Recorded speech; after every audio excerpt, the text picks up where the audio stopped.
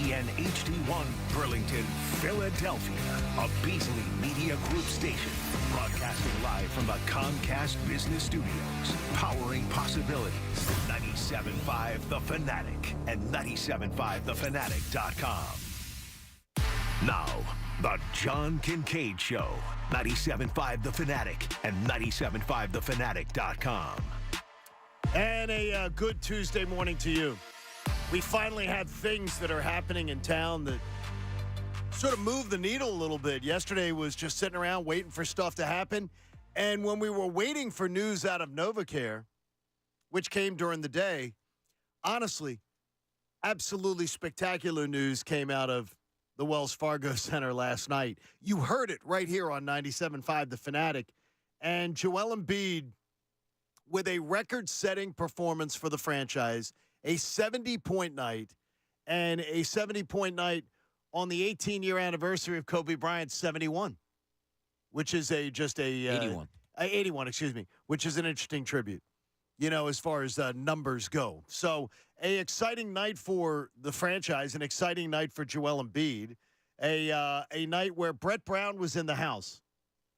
And I couldn't get over that part of it, Bob, wondering if Brett Brown being there didn't add to the mindset of, hey, coach, let me show you how far I've come. Let me show you. And it was clear from that huddle at the end of the game, the affection, the respect, the love that Brett Brown and Joel Embiid share. That was a really neat moment and part of a big night and a Sixers win. Huge Sixers win last night. Yeah, and it all came into play. Like I said yesterday, you look for little things to entice you during an 82-game season, right? Whatever it may be. The opponent you're going against, maybe an individual matchup, the fact that an old coach is sitting on the bench. And then last night before the game, I'm in Greg Popovich's press conference, and Popovich last night was phenomenal. We've all seen the crap that he does with reporters and all that, and I don't like that a little bit. But last night he was great. And before the game, somebody asked him, how do you go about with Wemby and trying to defend Embiid, and how much help do you give him and stuff like that? And he literally looked at the reporter and just started laughing. He goes, I can't do anything to stop him. You think I'm going to try to do something to, when he turns to his left, have the double come from here? And, do we dig down from high or do we dig from low? And he goes into all this stuff. He goes, you can't stop him. So everything, he said that. And I was like, oh, this is getting interesting. Besides the little things that we were looking at yesterday about how Embiid might be ready to go last night, now you had Pop kind of saying before the game, we can't stop him. We're not going to do anything special to try to stop him. He's just going to, do what he does. And, God, did he do what he did ×2 last night. More importantly, I'm sort of amazed by that. Would Greg Popovich tell the press corps what his plan was to shut down Joel Embiid if he had one? I mean, honestly, to me, it's sort of a dumb question. Yeah, I'm going to tell you what strategy we're going to use to keep Joel Embiid in check tonight. I don't think it's a dumb question at all. Like, do you have something like, how do you defend big men like that? It was more towards, with Wembanyama going up against Embiid for the first time, and how do you perceive it? Do you he could have came out and said, yeah, I'm going to have him go one-on-one, and I really do think he's going to be able to handle him and whatever. But no, he just said, you can't stop him. You can't stop Embiid. And we do we try to double him? Do we try to do this? It doesn't matter. And so I thought his answer was interesting. They also asked him about Wemby going against Embiid offensively. He says, what do you look to do there? He said, I'm going to tell him to back his ass down and just take him to the rim and dunk over. And he was laughing the whole time he was saying it. He basically said for 25, 30 games, Brett Brown, they've sat back and watched Wemby play the game. That's all. They didn't really guide him, tell him so much what to do. They wanted to just observe him and see what he's best at. What do they want? Yeah, they want to find out what he likes, what he's comfortable with. Yeah, exactly, because that's where you are if you're the San Antonio Spurs right now. But, yeah, that was a cool moment after the game last night, I thought. To see the relationships that Brett Brown built in a horrific time of basketball in this city, that was probably the most special thing out of the process that you took away from it. Well, Joel Embiid afterwards says, well, when he came in the fourth quarter, it was not a plan to go and get 70. He was looking to do something else. Close the game out, honestly. The game was still pretty close, so obviously when you got the hot hand and you want to close the game out, that was my mindset. And, obviously closing the game out means being aggressive and, playing whether it's defensively and offensively, trying to get as many stops and, trying to score the ball. So, make great passes. So that was really my mindset. I said to you this morning, it just seems like he's scoring easier this year. That there's less effort involved or resistance the way things are going. Plus, he really does have his hands on the ball more. Yeah, I mean, which is all this new Nick Nurse system at work, and it's working. Yeah, everything in their offense goes through him. It runs through him. It's non-existent that he doesn't touch the ball on a time down the floor, whether he's making a really good pass or scoring himself. It is. Last year he scored easily when Harden was playing well and passing the ball well in that, 50-game stretch. We talked about how easily he was scoring and Harden setting him up. Now with Maxey and with others around him, he's scoring and his game. You can't neglect that. The way he's playing both a finesse and power game right now, you're right, John. He's scoring as easily as I've ever seen. And 29 and 13, they're looking pretty good. I'm glad that Brandon was able to, with the assist from Matt Menard, was able to find this one because this was the answer that made me the most happy this morning. Joel Embiid talking about his 70-point night. It feels great. Obviously, Fowler, we've been through a lot, but this is nothing. This is just another accomplishment. Obviously, you want to get the whole thing, and that's what we're working towards. We got a long way to go. I don't know how good we are. We're still trying to figure it out, but the key for us is to stay healthy and keep trying to play our best basketball and then go from there. I freaking love that answer. I love that answer. And I love that focus because this was he was preoccupied with an MVP before he had one. Now it seems like he doesn't give a damn at all. Like it is all about winning a championship. It is all about going and getting that ring and the focus. That sounds like a mature star to me. A really mature star. Hey, great night. You hit it on the head. Exactly. That was one of the most impressive things in a 70-point, 18-rebound night to me was the way he talked about it afterwards. And it does say a lot. And, to have been around him from the first time he stepped foot in an NBA locker room and see the maturity through the years of him, not only as a player but as a person too. Yeah, it's pretty cool. Brett Brown used to always say, that Popovich and every other coach in the league would say that big men don't really get to their peak until about 27 years old. They're talking about kids who grew up playing the game of basketball. Joel Embiid didn't start playing until 16. So, he's probably just reaching his peak right about now at 29, and maybe there's even more to come. Well, you always talk about it as the learning curve. He gets better every single offseason. And he reiterated the desire for a championship a little later on. It doesn't really mean anything until, you win the whole thing. I think, the whole conversation changes about, what people see about you. So that's what I'm working towards. And, whether that happens or not, I'm going to try until I can't anymore. You heard it here on 97.5 The Fanatic, and we thank NBC Sports Philadelphia, too, for some of that audio. And, Pat, when you get to see history, that's a pretty cool thing. Pretty cool night. Yeah, it's special when you kind of sit back and you watch what he does and you just are able to go, all right, he's ours, because you see performances like this around every league. Every league will have one of those nights where some guy just kind of goes off, but usually it's not a guy in your uniform, playing for your city. And he's right. He, along with this franchise and this fan base, has been through a whole lot. I think it was pretty cool to have that moment with Brett. At that point, I think when he's going off like that, Brett's able to kind of just sit back and I don't want to say enjoy it because he's obviously a Spurs coach, but appreciate the fact that, Joel Embiid has come a long way. There's that video that circulated on Twitter from him just starting playing high school basketball where he couldn't even get a layup. He's got a fast break and he pops up, ran himself out of bounds and threw it back to the team. That dude is by far the best player in the league at this point. And I feel like he's on a warpath because too many people just disparage that guy's name, not after the regular season, but during the playoffs because of what Jokic did. And they acted like Joel Embiid didn't deserve the MVP. And Yeah, what that dude's doing is special. I tweeted out the other day the fact that a 35 or 40 40, 10, and 5 performance has become like the norm. Like and he's a big man. His stat line is crazy, and it's consistent. And that's what it's never been. And you guys are focusing on how effortlessly he's scoring. I mean, his passing ability's gotten better. I don't know if he worked on that this offseason, but some of the assists that he was laying in there last night was like, whoa, where did that come from? And I do wonder, as a guy that we hear from trainers, he'll watch Dirk, and we heard that from Jim Lynam. Like, he came in with Dirk video. He's like, oh, I want to be Dirk now. I wonder if during the offseason he worked on some passing drills, because his passing this season is way better than it was the year before. The athleticism that he has is just unbelievable. And I was talking to Marcus Morris about it at the gala last week, and he was saying, like, I'm in awe watching him practice. He goes, I can't believe the things this guy does.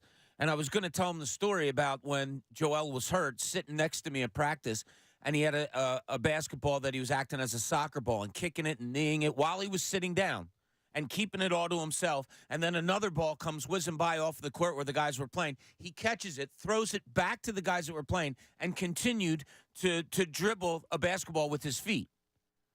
I was sitting there, and I was like, oh, my God. And it hit me good enough then that I said, that's special. Like, I'll never forget this moment right here.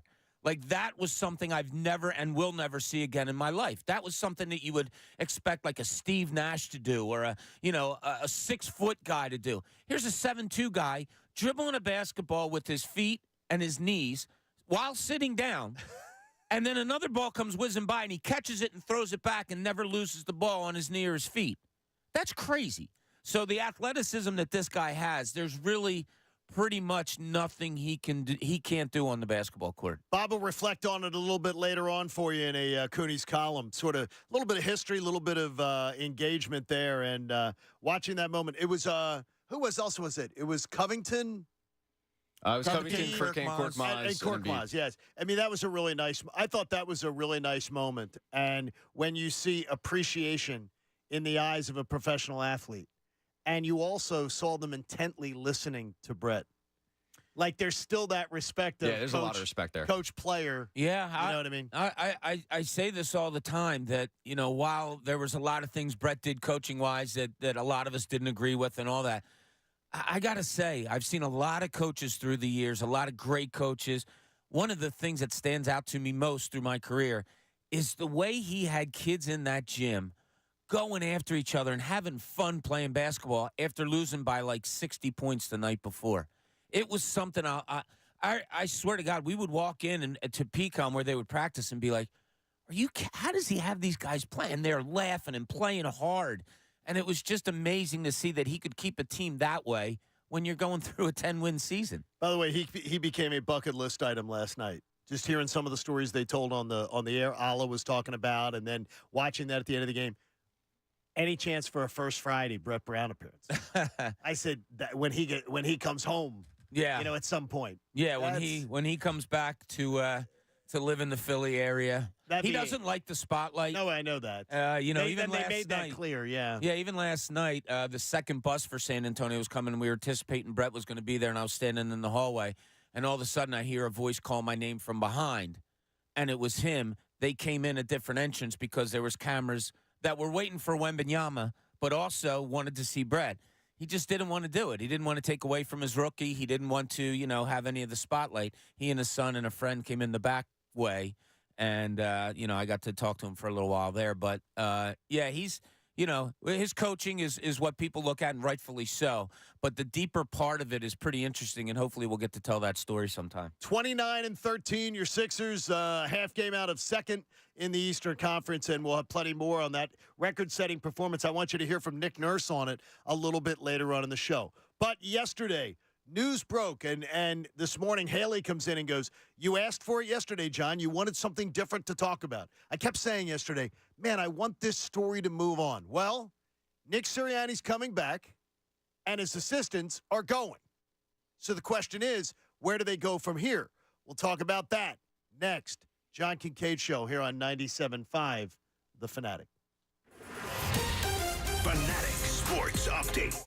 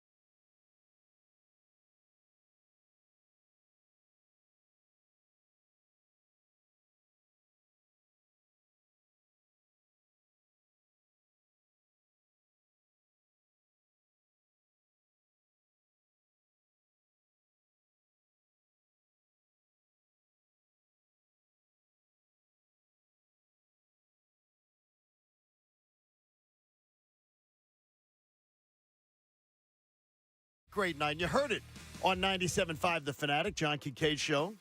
6 o'clock hour brought to you by Bradford White Water Heaters. Bradford White is here for the pro, and plenty more. You'll hear from Nick Nurse and more from Joel Embiid in the course of the show today after the historic 70-point performance last night. That was absolutely awesome.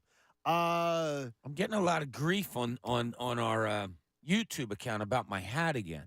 What about it? I don't like know. your hat. I am not a fashion plate. They don't at like all, it? as you guys all know. Right. This hat, I didn't buy it. The Sixers sent us some swag a couple years ago, Sure. I guess. And I guess, I don't want to call it tie-dyed. What would you call it? It is Pat? tie-dye. I would call it tie-dye. Okay, It is a yeah. tie-dye So hat. this, I guess at the time, tie-dye was the fashion.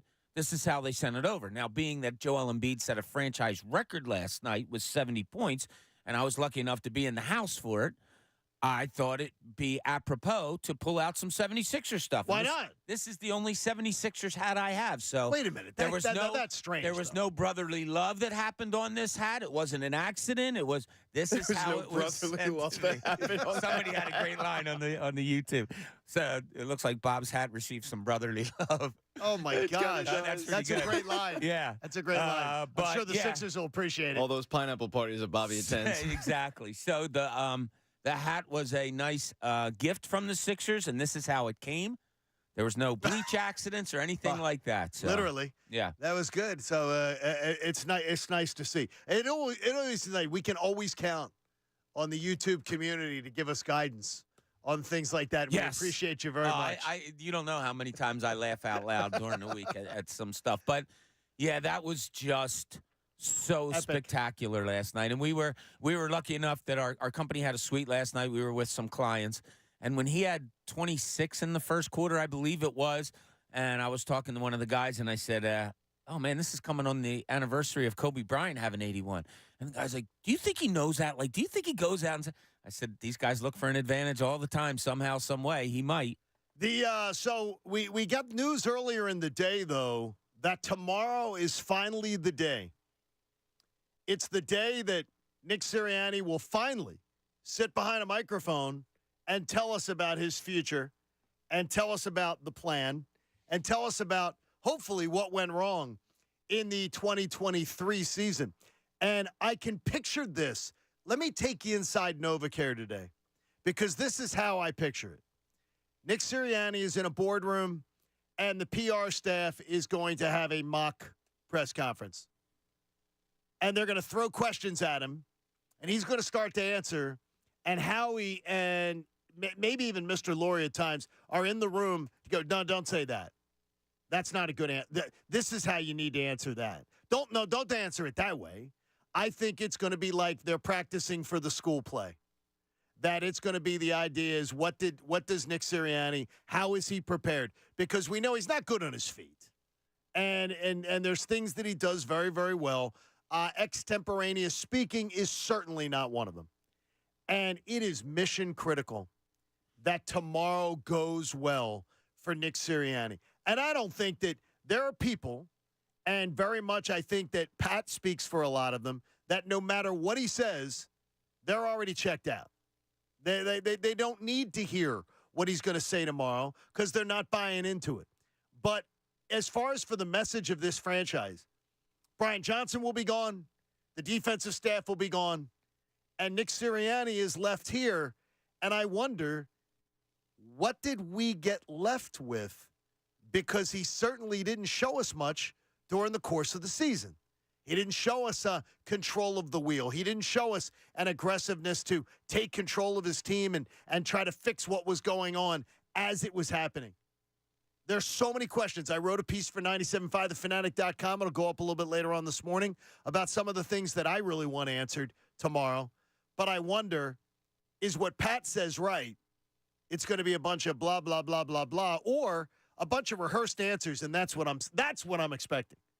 I'm expecting that it's going to be they are sitting coordinating. I'm like, why do we have to wait till Wednesday for this? Mike McCarthy found out he was back after they had their meetings, found out he was back, sat behind a microphone right afterwards, sat and answered the questions. Why is this dress rehearsal needed? And I wonder if it's, Bob, they want to know that they've got one or two names that they can share tomorrow when they announce that Nick's coming back. when they announce Nick's coming back, when Nick speaks to the media, that they can say, hey, here's where the plan is, and here's some good news we've got about who we're bringing in. Things are going to be a lot better. Yeah, they might do that. They might announce who the offensive and defensive coordinators are. Therefore, the press conference goes that way. And, so that could be the delay here a little bit. Yeah, I don't know. I don't think they're dress rehearsing. Yeah, sure. I'm sure there's some things that they know are going to be asked and whatever. But I hope to God Jeffrey Lurie and Howie Roseman's time isn't being taken up by how they're going to answer reporters' questions. They have come some more important things to do than that. And like I said, when you have a foundation of honesty, you can get up and talk anytime you want. And, do they? I'm saying if you do, it's easy. You don't have to think about what you're saying. You don't have to, rebut what you've said. You don't have to say one thing 1 week and then another 2 weeks later. Like, you don't have to. If you have a foundation of honesty in what you believe in, then you're speaking the truth, and that's all there is. You don't have to really think about it. So hopefully it's that. We'll see. But, yeah, I did think of that maybe they would announce a couple of hires before tomorrow. That way, some of the direction goes that way. I would say this, Pat, is that if the foundation of honesty that Bob's talking about, when things were going bad with the offense, Nick Sirianni 2 consecutive weeks said, this is my offense. Brian's just calling plays. So if you're going to take shots, take them at me. This is my offense. I'm in charge. Yet Brian Johnson is the one who's thrown out the door. So, I mean, it doesn't fall in line. And by the way, I do not believe that to be the case. Is that official? I haven't seen that Brian Johnson's officially been let go. I expect it, but... Well, there's enough reports that he's gone. Yeah, look, I don't know if it was Brian Johnson. I don't know if it was Nick Sirianni. It's probably part of both, and they both weren't good, and it's troubling. I mean, the fact that... I feel like at this point, I've repeated it so much, but it bears repeating. He's an offensive-minded coach, apparently, and he couldn't get an offense to look like anything but a high school offense. And I guess that's par for the course, because Nick Sirianni often harkens back to his brother, the greatest coach of all time. His brother's high school days. Coaching Polk High School right now to, state championships. And I guess maybe that's why the offense looked as putrid as it did, because it looked like a high school offense. And the fact that guy had his fingerprints on it, and I respect a coach that's willing to fall on the sword for it, whether it be coordinators or players or what have you. But look, I mean, you got to step in. If it's Brian Johnson who's running things, and you, being an offensive mind, have the ability to do something about it, and you don't step in, that's an issue. And if it is you, and you have your fingerprints on it, and it looks like that, well, then that's an issue. There's nothing good coming out of the Eagles' offensive problem at all that you can take away. You can't go, oh, yeah, well, Nick Sirianni had, this going on and that going on. No. That's his specialty, the offensive side of the ball, and the offense was horrible. Correct. Okay, on points-wise, yeah, but we watched it. We watched an entire season. It did not look remotely similar to the offense we saw the year before. And that's his specialty? That's where the problem lies. And I just wonder what they're going to say to try to appease everybody. And I do wonder, when we found out that the press conference was announced almost a week to the day of the last game, do you believe as late as Sunday or Saturday, Bob, that Nick Sirianni's job was in jeopardy? Because it took them a while. There's a reason they delayed announcing the end of season press conference. Yeah, there's a reason they waited. I mean, Jeffrey Lurie had a meeting with him. That was on Friday, I guess. Friday went into Saturday, apparently. If he comes in there and he's like, F you, Mr. Lurie, I know what I'm doing. If you're even thinking of firing me, you're crazy. Sure, he would have fired him. I think he was probably a little bit on the fence what to do if Nick Sirianni didn't really wow him or didn't have answers for him that he thought sufficient. I think he would have made a decision in that way. I don't think he wanted to. Who wants to fire a guy a year after going to a Super Bowl, after you just fired a guy who won you a Super Bowl 2 years after that? That doesn't look good on the organization. And we talk about optics and all that, but the business side of it, Jeffrey Lurie has to be looking at himself saying, what is going on here that I get 2 guys to take me to Super Bowls and then a year and 2 years after things go sour? So I think he was still on the fence a little bit about what to do with Nick Sirianni, and I think the meetings played a big part into his decision of what looks like to be a decision to keep him. The optics was a big discussion on a couple of the talk shows yesterday on ESPN regarding the NFL as far as what would be the optics of moving on from Nick Sirianni. And it's everyone always says the Eagles don't worry about the optics. And I in my heart of hearts want to believe that. I want to believe that decisions are being made for this franchise that are not about what people are going to react to, how listeners are going to react to it, how columnists are going to react to it, how the public is going to react to it, that they do in their heart of hearts what they think is right. But all I can speculate is they must believe they have a hell of a lot more information than we have. That there's information that we just don't know about why Nick Sirianni's the man, why Nick Sirianni has to be kept, why he has to be the guy that they stick with. There must be something that they believe they know that is just so overwhelming that points the needle in his favor. Because this year was a freaking disaster. Well, it's an epic failure. Two of your most tenured players on the team came out publicly in Jason Kelce and Fletcher Cox. Fletcher Cox being like, "What the hell are you asking me? He's a great coach. He's successful. He belongs here." Absolutely. When asked about Nick Sirianni and his future. And Kelce, the same thing. Like, that's ludicrous. No, he's a great coach. It wasn't his fault. All of those things. And if you're looking for answers from a team, those are probably two guys you go to. The offensive leader and the defensive leader. And that's what they came out with. There could be plenty of other guys that weren't on record that said the same thing.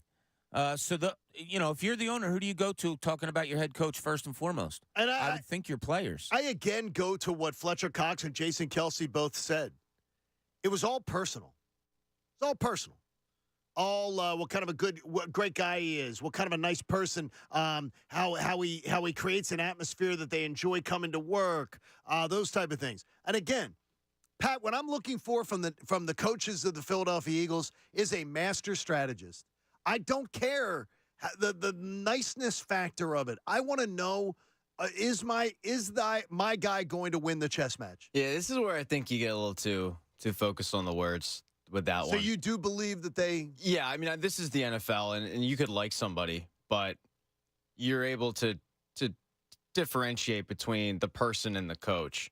And while I don't think that they would throw a coach under the bus necessarily, I don't think that they would heap praise upon him and maybe his personality if they thought, all right, yeah, but there's flaws with his coaching ability. These guys are there to win. Winning puts more money in their wallet and their bank account. So I think when they heaped a lot of praise on him, it meant a lot to me at least.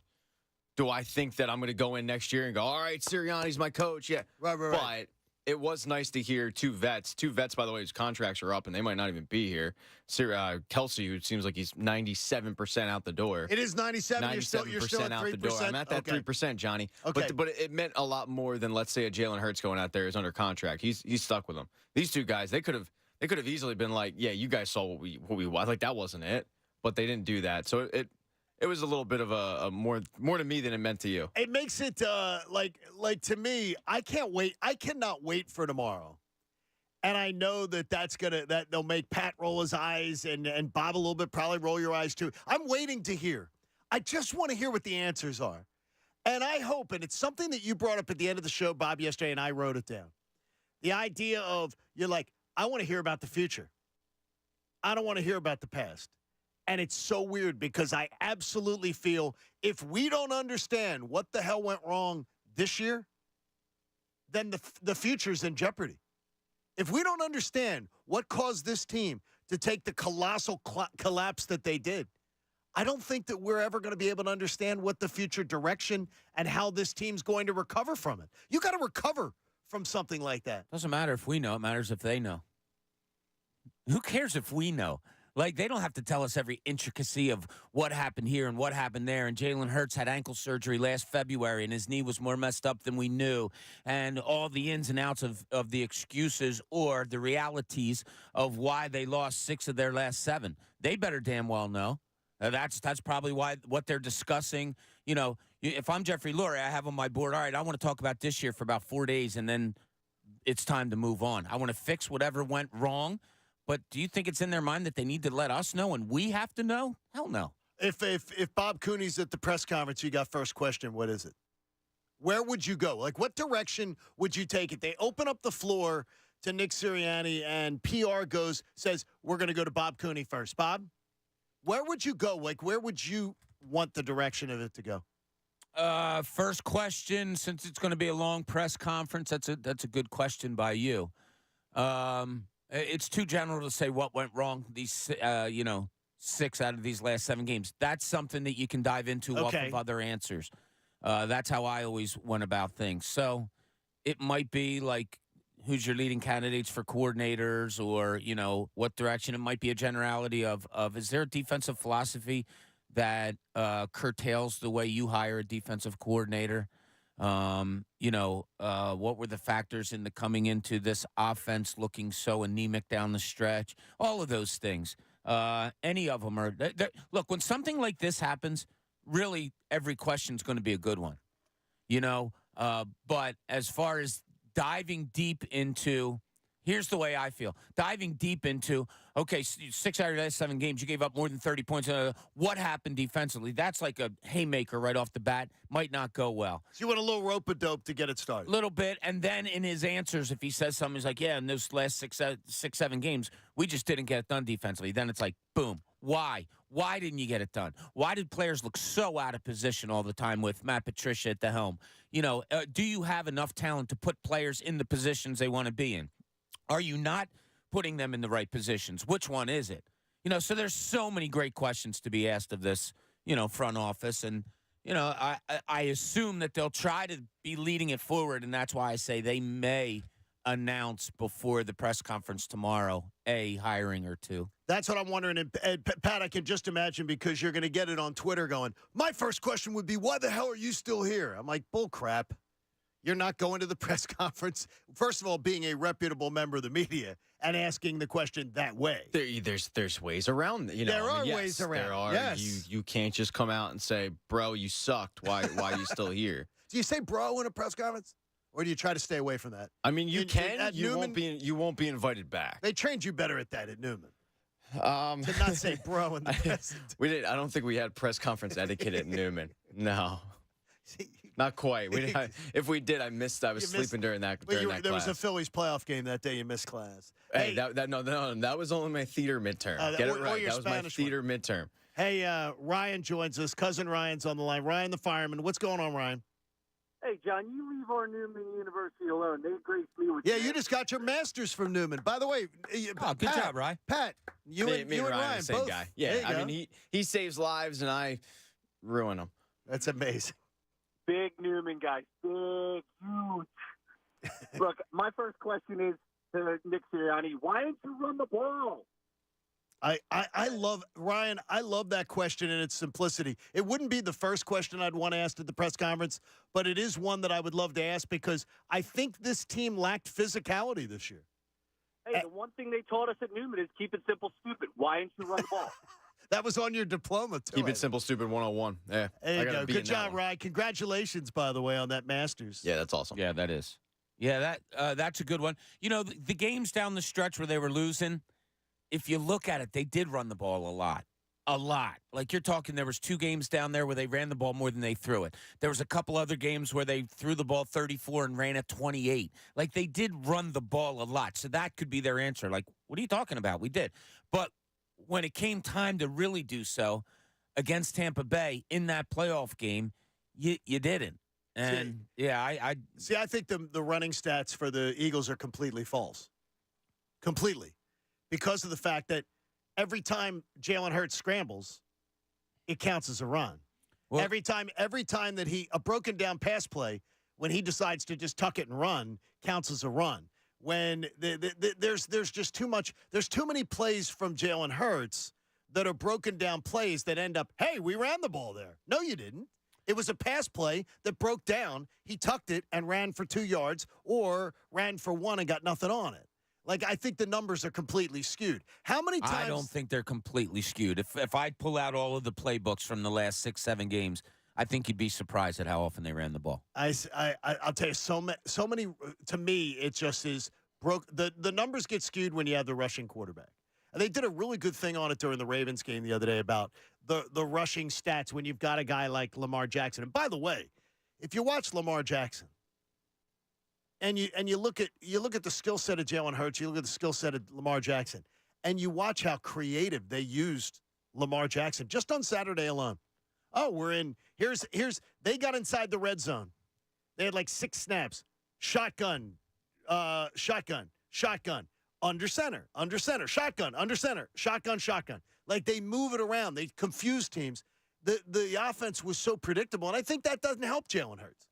And I think that's part of what needs to be done as far as whoever's going to come in here as the offensive coordinator. Because if it's not Nick, and I would ask, too, one of the questions I'd want to ask, is the new offensive coordinator, they being brought in here from the very beginning, I want Nick Sirianni to answer the question. Are they running your offense and they're just calling plays? Because you came up with that story in November.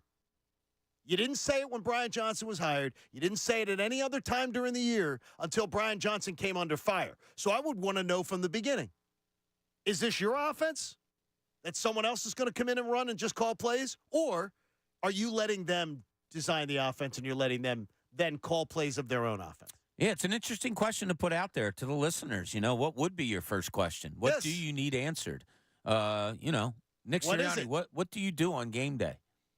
And you got to, and again, it's how people word things. Sure. It's funny. If I was there, I'd ask it like this. No, you wouldn't. You wouldn't, or you wouldn't be in your job. You got to ask it in a certain way. And as Pat said, there's ways to navigate very pointed questions. If you had one of those questions and you wanted to tell us what you would want to ask and what you would ask if you had the opportunity, 610-632-0975. Love to have you jumping on board.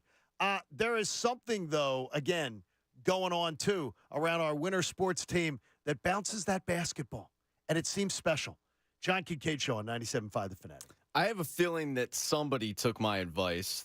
I have a feeling that somebody went to BlueChew.com. They got their month supply free, and they ended up, enjoying the fruits of that.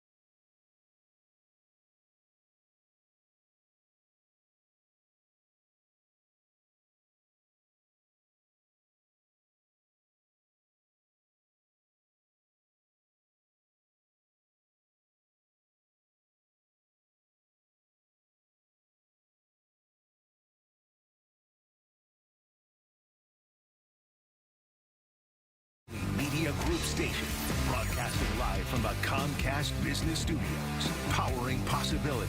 97.5 The Fanatic and 97.5thefanatic.com. The John Kincade Show with Bob Cooney and Pat Egan continues. 97.5 The Fanatic and 97.5thefanatic.com. If you would like an opportunity to be at our next First Friday, which is coming up on Friday, February the 2nd, we would love to have you get an entry in, and hopefully you'll be able to join us. Have a little breakfast, enjoy the fun and frivolity. We'll tell you about the guests next week. But if you are interested, go to 97.5thefanatic.com and get yourself registered, and hopefully we will see you for First Friday coming up on February the 2nd. Lots of answers to get to with the Philadelphia Eagles. So much more on Joel Embiid's historic night. We're going to let you hear from Nick Nurse coming up after the top of the hour on that as a big night goes their way. Bob, one of the things that, though, as we look at it, you're a believer right now that the Eagles team has to look to the future, and they've got to look in that direction. What if I was to describe the candidate, not the specific candidate, but the attributes of what you're looking for from the new two, coordinators that are going to be under him? What would those attributes be? Because I have a little list here of things that I want, and I want to know what you want. Well, so much defensively. Let's start with the defensive coordinator. What kind of talent are you going to have? Where are you going with draft, free agents, whatever? Because, you see people, Wink Martindale would be great. Okay, you don't have the personnel to be a blitzing defensive team. You don't have linebackers that can cover. You don't have secondary guys that can cover one-on-one. So you'd be burned every time. Yeah, you can't be blitzing all the time with the way that the talent is currently constructed. So I would have to know what kind of talent are you looking at. I would look for, on both sides of the ball, coordinators that say, when I interview them, that they're going to come up with some kind of a game plan that fits the talent that you have. Not that comes in here with, I'm a blitzer, or, I love to run the ball first and throw set. No, I'd rather have somebody that comes in and can specifically say, well, I don't like the linebacking core or the secondary. Therefore, I see this type of talent playing this way. And I was thinking of it on the drive home yesterday, John. I am convinced that they have to hire guys like that, the bend and don't break, simply because their business plan is to not pay linebackers. And well, what does it mean that a business plan can't change? It could, but if their business plan stays the same as it has in the past, and that's not to pay linebackers and not have guys that can really cover the middle of the field, well, then you're going to have to play a bend don't break kind of defense. And what was I reading? I guess it was Kansas City against Buffalo that they were praising them for playing that kind of a defense, where they just didn't give anything deep to Buffalo at all. And it was kind of a change in their defensive philosophy, and Steve Spagnuolo, and he was getting so praised for it. So, time and place. I want a coach that can adjust to everything and doesn't come in, coaches, I should say, and doesn't come in and say, here, this is my way, no matter who's here. I'll tell you, I've really come around on the quote, bend, don't break defense the last couple of years. I've completely flipped my narrative on it. I think every good defense is bend, don't break. That's the definition of a good defense. You're not allowing the other team to score a touchdown, because touchdowns and field goals are going to happen in football. So the other side of it is the unrealistic, you never bend because you don't have to, because you're just shutting everybody down and every game's a shutout. Well, that's ridiculous. Or the more realistic thing is your defense is so bad you let points in at a rapid rate and touchdowns left and right. The good defenses are probably bending and not breaking. But are you willing to concede in a bend, don't break? You're willing to concede. You want them to go 12, 13 plays to score a touchdown. Yeah, I think in bend, don't break, when we hear that, we immediately think negative, when my thought is holding teams to field goals and not touchdowns. Okay. Yeah. And that's I think low risk. To me, that is the definition of a good defense. If the other team's going to score, it's just going to happen. by accident, they're going to put the ball either through the uprights, through the end zone. If you can keep them to just uprights, then we'll sit there and go, yeah, well, the bend don't break. Yeah, and you think about, even during the downfall of this Eagles team, there were so many big plays made against them, but most of them were yaks. Most of them wwere short passes that turned into long. Yes. And that's a bend don't break. But now the talent's not there to make the tackle. You don't want to give up a 50-yard pass, so you're giving up the 8 to 10-yard pass. But then you're not tackling, and then you're nowhere near the guy that's running 8 to 10 yards off the line of scrimmage over the middle because your linebackers just aren't good enough to get there. So bend don't break now gives up big plays simply because you don't have talent to keep it a short game. I think low risk, though, I look at it as a risk reward. I think the bend don't break is I'm not willing to risk the big plays, so we're going to make sure that we have to – if you score, it's going to be death by 1,000 cuts. Whereas a more aggressive defense doesn't want to concede that. And I think that guys like people love Mike Vrabel. I don't think Mike Vrabel would like the bend don't break philosophy. So here's why I disagree with you on that. Okay. So you had Jim Schwartz, who was the captain of Bend Don't Break. That was of the modern era. Yes, that was his whole thing was Bend Don't Break. And I'm not a big Jim Schwartz guy. Then you had the aggressive nature of Jonathan Gannon, who came in, who had 70 sacks, right? And he had a bunch of turnovers. And yet we were still saying Bend Don't Break with that guy. And that really is what had me flip the narrative on Bend Don't Break of no, it's kind of just. It's kind of just a good defense. When Jim Schwartz comes out and says his idea is bend, don't break, now I hear his idea is to have a good defense, which makes sense. He's a defensive coordinator. Well, ideally, if I'm a defensive coordinator, I'm not going to shut out every team. So, yeah, I want to bend, don't break. Because if I get to the quarterback like Jonathan Gannon did, but the other team is, holding the field goals and whatnot, people are going to go, it's just bend, don't break. I think that Gannon's defense, though, Pat, if you would look at it, did a lot of bend, don't break when they were up by multiple scores because of the offense. A lot of times, make them burn clock. Make them keep, guard the – he had that whole guard the sideline stuff. With Schwartz, it was everybody dropping back and creating that wall 15 yards down the field. It's two completely different defenses with Schwartz and Gannon, but yet we still heard the same narrative of bend, don't break with both. Yeah. That's why I flipped my narrative on it of – I think when we hear bend, don't break as a fan base, a lot of fan bases look at it as a negative, and now I've completely flipped my narrative. You apologize to Schwartz? Are you apologizing to Jim Schwartz? I'm not apologizing because I don't think he was very good here, but I think his idea of bend, don't break was a solid one because I think now I go, all right, well, he wanted a good defense, but I just don't think he put his players in a position to have that. The worst explanation I ever heard about this bend, don't break, and I do – the way NFL lets the offense get away with so many things, it might be the way you have to go. But the worst explanation I heard, and I don't know if it was Gannon or who it was, saying, yeah, well, if our defense is on the field for 13 plays, it gives us more of a chance to come up with a turnover. Get the hell out of here. You're never designing any type of defense, anyhow, anywhere, where your 350-pound guys are on the field for 13 straight plays. No, that was crap. It was a crap explanation, I thought. Bend, don't break, I don't mind. I'm kind of with Pat. I understand the philosophy. And if you have some playmakers, while you're giving up things underneath, you're hoping that the playmakers make plays enough to keep it just at that.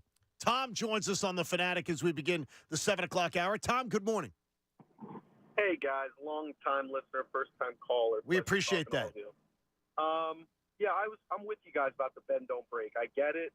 It's a philosophy that I think a lot of teams are moving towards. But a lot of people last week called about Howie Roseman. And if I'm a coordinator and I'm coming to Philadelphia and I look at past drafts, how excited am I as a defensive coordinator when it doesn't really seem like they're valuing the positions that are needed in today's NFL? Well, it's one of the reasons why when people would say, they should go get a Vrabel. Vrabel's not going to come here with the philosophy that the Eagles have. Unless they were willing to change philosophies, and I don't know why they wouldn't be open to it. I mean, if you remember Vrabel's reaction when they traded A.J. Brown? Yes. Now imagine a defensive coordinator's reaction when Howie drafts Jordan Davis instead of Kyle Hamilton from Baltimore, who seems like an all-pro. Yeah. Or And I get Jalen Carter was a great pick, but what about, they drafted Nolan Smith and passed on that safety from Detroit, who seems to be a pretty darn good safety. That's one of the few things, and Tom, appreciate you, buddy. I think that makes a good point, is that you know? His premise of who would want to come here as a defensive coordinator, about 1,000,002 people. Because of the job. There's only 32. There's only 32 of them in the whole world. Unless you are so established that you can pick and choose where to go, and there's maybe a couple of them, then, yeah, you could say that. But, no, these guys live to coach at the highest level. And you're looking at the positives more than you're barely even looking at the negatives. Because if there's negatives, you're positive. You're the one that's going to change things around. And, I never know. Well, There's not guys that are going to refuse a defensive coordinator job in Philadelphia. Oh, no, they'll take the job. It's not, though, that if they had 3 jobs to choose from, if they're a hot candidate, I could see absolutely someone saying, yeah, I don't want to work under that structure. Yeah, there's a handful of those guys, right? Yeah. No, absolutely. Yeah. Guys who are the hot commodity that gets moved on. And it's a story to watch for. And we're going to talk about one of the biggest candidates coming up here in around 10 minutes or so. We'll talk about the guy who appears to be, well, at least one of the front-running candidates to end up being the new defensive coordinator of the Philadelphia Eagles. And we'll get into that discussion. I want you to hear from Nick Nurse last night. Nick Nurse talking after Joel Embiid's historic 70-point performance, and he said that he had a feeling things were going to go well at some point in the game. The time that it kind of hit me, I thought, was the start of the third, that I think he had a bucket and an and one, like, in the first minute. And I was like, wait a minute, he's already got like 30, whatever, 7, 8, something like that. And I was like, geez, that's a lot with a whole half to go. Right? It even seemed like, he already had 32 at the half, 32, 34 at the half. So he's already at 39. And we just started a minute in. So then I was like, this is going to be probably be a big number tonight. Yeah. It seems like he's very unmoved. And I like that about him a lot. But it seems like he's very unmoved by statistical performances. He's so team. Yeah. He's so team focused. It's interesting while talking to different coaches in different sports. Some are keenly aware of numbers and what's going on individually and all that, and others aren't. Others are simply like, how are we playing? What's the score? What has been working for us? Now, when somebody's dominating that much and you're probably calling his number even more than you usually do, you're probably very aware, like Nick Nurse just said, that, damn, he's got 39 and we just started the second half. Because this is how I always watch things, and it probably bothers the hell out of people, but I was a little bit concerned there towards the end, them trying to get him 270. Like, okay, a little forced. Is this a good thing for the team, for Embiid, for anybody? But I was like, no, just get caught up in the fun of it. And Embiid came out afterward and said, I told my guys, don't force it. Like, we got to win this game first and foremost. Again, great talking by him after the game. So that was just so special last night in a different way. Like, he got his 70th point on a left-handed layup. 7-2 guy, 70th point on a left-handed layup. Like, you don't see opposite-hand layups from really big guys all that much. I don't remember, by the way, it's weird that you bring up that play because I don't remember seeing that a lot either. Like a ton. I mean, it's like there's things that he's put in the toolkit that are brand new. I always said it, and we all talked about it, his finesse game is just out of this world good. It's guard-like good. And now he's adding power to his game. You see Thankfully. The one dribble, pick up, two-handed dunk to the basket.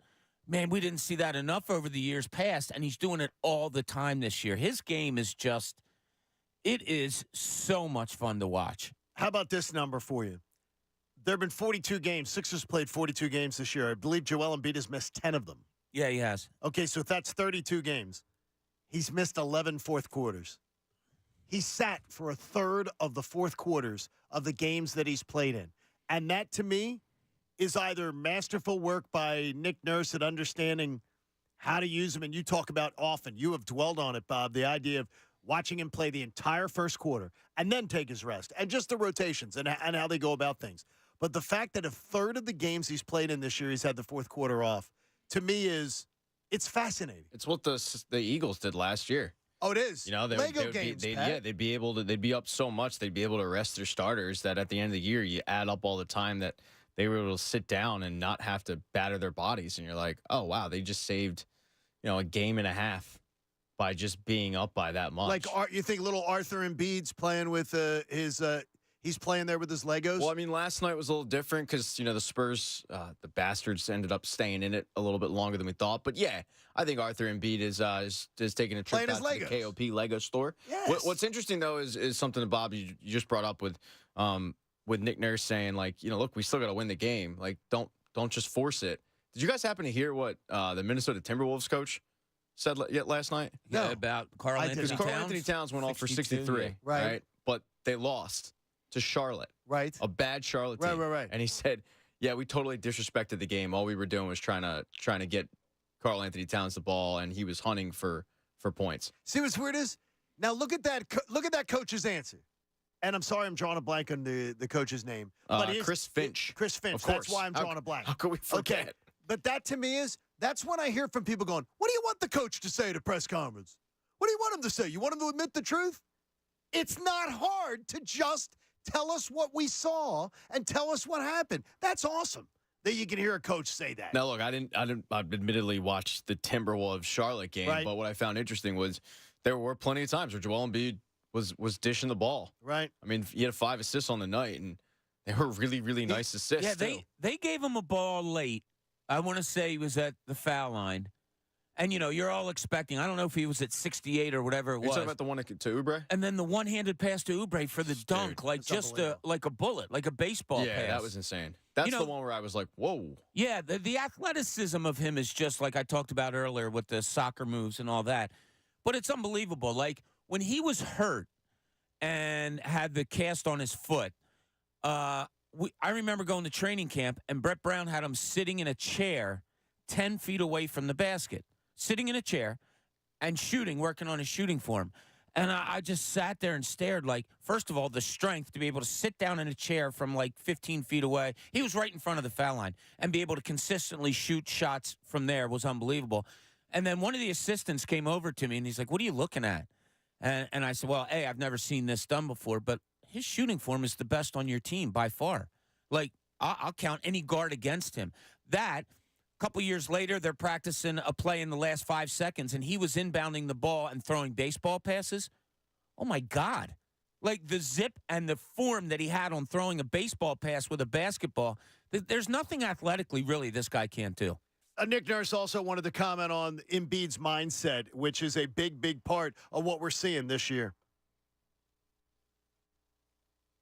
I think that he is competitive, right? I think you guys know him well enough that you've heard some of the stories about his non-basketball competitiveness too, right? He is a competitive guy, and I think that,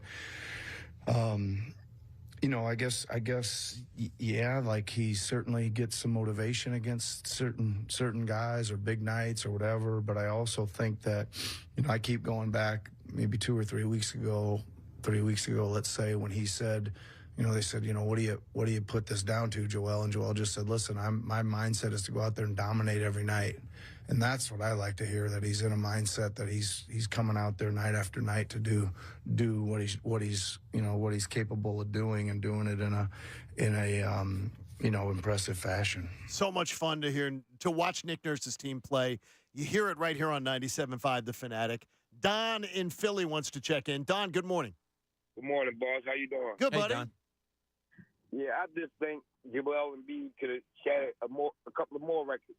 David Robinson, 72 points. Kobe Bryant, points. I know yesterday was Kobe Day, but this is Joel Embiid time. Kobe wouldn't have cared who time it was. You remember what he did to Michael Jordan in the All-Star game? Michael Jordan hit the scoring. It was 8 seconds left. He ran down there just to beat Michael Jordan, instead of letting Michael Jordan walk off his last All-Star game a winner. I like the fact, though, Don, that he's worried about team goals, and appreciate your call. He's worried about team goals. He's worried about team objectives, because I've been critical of it in the past. I thought he obsessed on the MVP and talking about it, referencing it, and now that he got one, He absolutely. I haven't heard word one about any of that. No. I mean, he's all about team. If the climbing of goals for Joel Embiid was individual to team, well, it's to team's time. You know, I like and that. it seems like he may have a surrounding cast that's, kind of there. Do you need things? I was going back and forth with somebody on Twitter yesterday when we were talking about DeJounte Murray, and all I said was, I wonder if they could find 17 shots for him. And the guy said to me, "You're crazy not wanting him." I didn't say I didn't want him. I just said I don't know. You never said you didn't want him. But what piece is there to get? What are you going to do here? I don't know. It's really interesting. And they had a lot of guys out last night. The Sixers did. Is this enough? I don't think anybody's going to ever say, yeah, it's enough. Even Boston right now is probably saying, nah, but you know what? We could still use blank. I think the Sixers are there, too. I'm interested to see how Daryl Morey goes about it. And I'll tell you one thing last night. I was standing in the hallways when the Spurs walked in. Wemby walked past me. I am not kidding you when I say I think my head went up to his waist. He has the longest. Now, I've told you before. That's why your hat looks like that. Yeah. I told you before that, obviously, these guys are huge in the NBA and being around it for so long. Not that you can get used to it, but whatever. But some other guys are just long, like really long. Right. And I told you, Tony Kukoc, first time I talked to him, I was like, God, this guy is long. Yao Ming was big, but he was big. This guy is like long. His dunks last night were. It's downwards. They're downwards. Yeah. And there's he doesn't even do it with force. No, it doesn't have He to. just sort of puts them Yeah. Did you see Embiid walk onto the floor when Wemby was warming up? No, I did not. So Wembanyama's warming up at one basket. They're doing laps. Joel walks out on the floor, and he just so happens he's standing. Now he has his back to Joel. Joel stands up straight, like to make himself as tall as he can, and he looks over like, wow, this guy's really tall. It was cool. All the things were there for him to have that kind of night last night, Joel Embiid, from what Popovich said to what, how they were going to cover him, all of these things. Brett Brown being there. It was fantastic. This guy is so special to watch right now. We are going to talk about a guy who is the lead candidate, it could appear, to be the defensive coordinator for your Philadelphia Eagles. And what does he bring to the table that maybe makes him the perfect candidate? We'll talk about it next. John Kincade Show here on 97.5.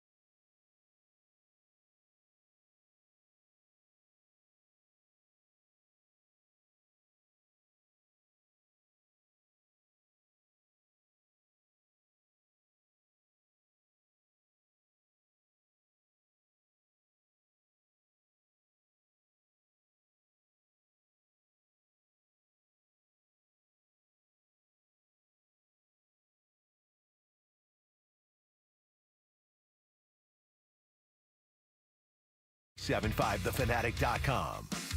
Going to make a lot of you feel old in just a moment. Got a little tidbit for you that, well, I don't think it'll make Bob feel old, but it'll make most of the listening audience feel old. John Kincade Show, 7 a.m. hour, brought to you by the BetParks app. I love the BetParks app. They're the official winning partner of your Philadelphia 76ers, by the way. Just keep pounding those Embiid overs. You've been winning a lot. Sportsbook and casino in a sleek, easy-to-use app in Pennsylvania, Jersey, Ohio, and Maryland, too. If you have a gambling problem, please call 1-800-GAMBLER. I wanted to get Derek in before we move on in the conversation because Derek was holding on. Derek, good morning. You're on the Fanatic. Hey, what's up, John? How you doing, man? Doing all right, buddy. What's going on? Hey, man, just call you up real fast. Look, I wanted to ask you and Bob because, John, you've been around for a while, so you know. You've seen the 83 championship game. Yes. And stuff. So I went to that parade. I see what I mean. See, that's what I wanted to know. I was only four. I was four around that time. So, look, if Embiid continues to play the way that he's playing, I wanted to ask you and Bob, would you guys consider him the greatest if he wins a championship, brings one for the city? Yes. Without hesitation. Without hesitation. John, that's all I want to talk to y'all about, man. You guys. Bobby, what about, wait, look at Bob's answer, too. I'll take it a step further, Derek. I don't know if he has to win a championship to say he's the greatest Sixer of all time. Wow. I mean, this is really, really special. What he said, like, who's your greatest Sixer of all time right now? Iverson? Right now, I would still consider Iverson. All due respect to Dr. J, but like I said, I was four when they won it and Moses on them, so I would say AI. Sure. But right now, if he wins the championship and brings home one for the city, guys, he probably will have to be the GOAT. Derek, by the way, when I said I'm going to make people feel old, I want you to be listening for it in just a few moments because you're right in the wheelhouse. I'm going to make you feel old. I'm in there. I'm 45, so I'm 45. I'll be there, John. Thank you, buddy. Enjoy, man. Thanks, Derek. Yeah, Doc was like, I'll never forget when the Sixers got him, and it Oh, was my gosh. and watching the highlights. Everybody knew who he was, and it was like this out of reality type of player of, nah, he doesn't really do that, or, oh, it's only the ABA. And then he comes over here with the Sixers and does it here. And with the flair that he did it and all of that. And, of course, winning came with it. But he was also surrounded by, and I'm taking nothing away from Doc, but he was also surrounded by great, great, great players. I mean, Cheeks, Bobby Jones. Hall of Famer, Moses Malone, George Charles McGinnis. Barkley. Yeah, I mean, it goes on and on and on. They were an all-star team. It was, and they got the one championship when they brought Moses in here.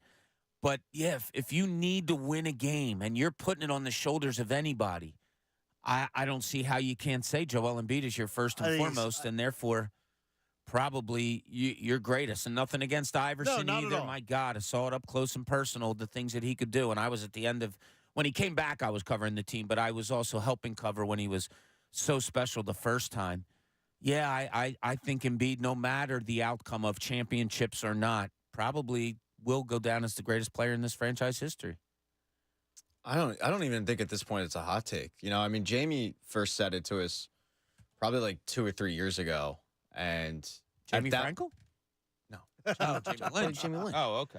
And at the time, that was We a like little that bit. kid. That was a little bit of a hot take, but now it's like, you know, Jamie, I guess, foresaw what Embiid would be back then to like continue the progress, and the fact that he's doing what he did. Like, look, I lived through the entire Iverson era. I mean, that was my era of basketball, and I don't remember Iverson going off for a 40-10 night and it just being ho hum.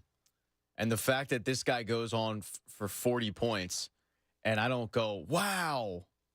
You know, I mean, remember, like Ben Simmons would go off for 30 once a month, and it was like a parade. There we go, aggressive Ben Simmons happened. I remember the one game when in Utah. When Embiid was out, but he went off for 40. Anyway, it's like, oh my gosh, and it was what could be, right? Right. And then you see what Embiid does now, and that is just the norm. Well, it's gotten to the point where if he only gets like 30 and he just is at 30, you're like, wow, it's called a quiet night for the guy. Like he is at the he's already in the conversation, obviously, but I don't think at this point if you say he is better than all the others, and that's a hot take. I mean, talent-wise, we've never seen a unicorn like this before. Yeah, it's been an incredible run, and it is it's one you can hear all the time on 97.5 The Fanatic. 40 games left though till the postseason. It's going to be fun. You're not going to want to miss any of it. The number one candidate that is being discussed regarding the Eagles' defensive coordinator position is Ron Rivera. And it is just one that, is for some people, it's going to be like, no, I'm totally out on that. Oh, my gosh, Ron Rivera. I think the people who come with that take don't do their homework. Ron Rivera, when he runs a team, he oversees the defense. And one of the things, too, is even when he has a strong defensive coordinator, he dictates the style of play that the defense will play. I went back. I'm such a dork. I went back to introductory press conferences in Carolina and Washington where he talked about what his defensive philosophy is and how the defense plays was going to be a direct reflection on what he wanted the team to be when he was a head coach. Okay, so for 19 seasons in the NFL, he has been in charge of a defense, whether as a head coach or a coordinator, but the guy in charge. He has only had one season in 19 that was worse than this year's Eagles defense. And that was this year. That was this season when they traded his two biggest impact players in week 7 after an ownership change. So in one season of 19, has he ever been worse than what we saw this year from the Eagles? 7 of his 19 seasons, he's had a defense ranked in the top 10. And if you take it to 11, 9 of his 19 seasons have been in the top 11 of defense in points allowed. Even in Washington, where he did not have a winning season with that franchise. 8-8 was his best record. He was 4th in points allowed in 2020. He then fell to 25th in 2021. Got it back to 7th in 2022. And then ownership decided to trade away his star talent in 2023. To me, Ron Rivera is not only a good selection if they decided to go that direction, Bob, but he is I hate to use the word because it's almost demeaning, a safe selection, because there is a 2-decade body of work that says his defense is going to be, at the very least, competent and in the top half of the NFL. Yeah, no, I don't mind safe. I don't mind that word. Is it glamorous? Do you think it's demeaning to him, though, a little bit by saying his defense is like it's a safe hire? It's a safe hire because you know they're going to be, if you word it, it's a safe hire because we know we're going to be in the top half every year defensively, if that's what the Eagles are thinking. No, safe isn't glamorous. Safe doesn't really get you off the couch and pumping your fist. He's been around a long, long time. But, the more interesting thing to me is how are they approaching the talent on defense? So if Ron Rivera comes in here, is he kind of like, look, Jeffrey, you got to get me some linebacker help. Absolutely. Or you got to get me this or that or the other. So where do they go? I looked at some mock drafts, believe it or not, the other day. Look at Bob going to mock drafts already. Oh, Bobby. And there was like, you can't I saw a lot of slip OL. that in there. Man. I saw a lot of OL. Makes sense. You did, yeah. Makes a lot of sense. Yeah, but you still need some like LB and CB and S's. Those are some of the things I want to see too, Patrick. Yeah, I look, 100% agree with you. I don't want to be in a situation where they are drafting, let's say, 25th and back. Well, they're 22, the first round. Yeah, pick. and look, that's not great, but they have the capital if they want to move up to the teens. But I don't want to be sitting there drafting, like, let's say 27th next year, and then you're looking for a Lane Johnson replacement at 27. I'd rather have that guy in-house already. But, yeah, they have holes. Like, I wouldn't – they could go a myriad of different ways, and I wouldn't really have a problem with it. If they went O-line, I wouldn't have a problem. If they went safe, they wouldn't have a problem. If they went linebacker, I might streak in the streets because it would be so unlike them. And I'd be thrilled, but they're not going to do it. You might just have told them not to do it by claiming that. Yeah, well, I mean, some people want to see it, Johnny. Some people have seen the hips move on the dance floor, and now they want to see what's going on there. Yeah, they want to see the whole friggin' show. Some people. But the only position I could think of that I'd be mad at is like defensive tackle. If they draft another defensive tackle, I'm not going to handle it well. I mean, defensive end would be fine. I mean, like they have a lot of holes, and most of it is on the defensive side of the ball.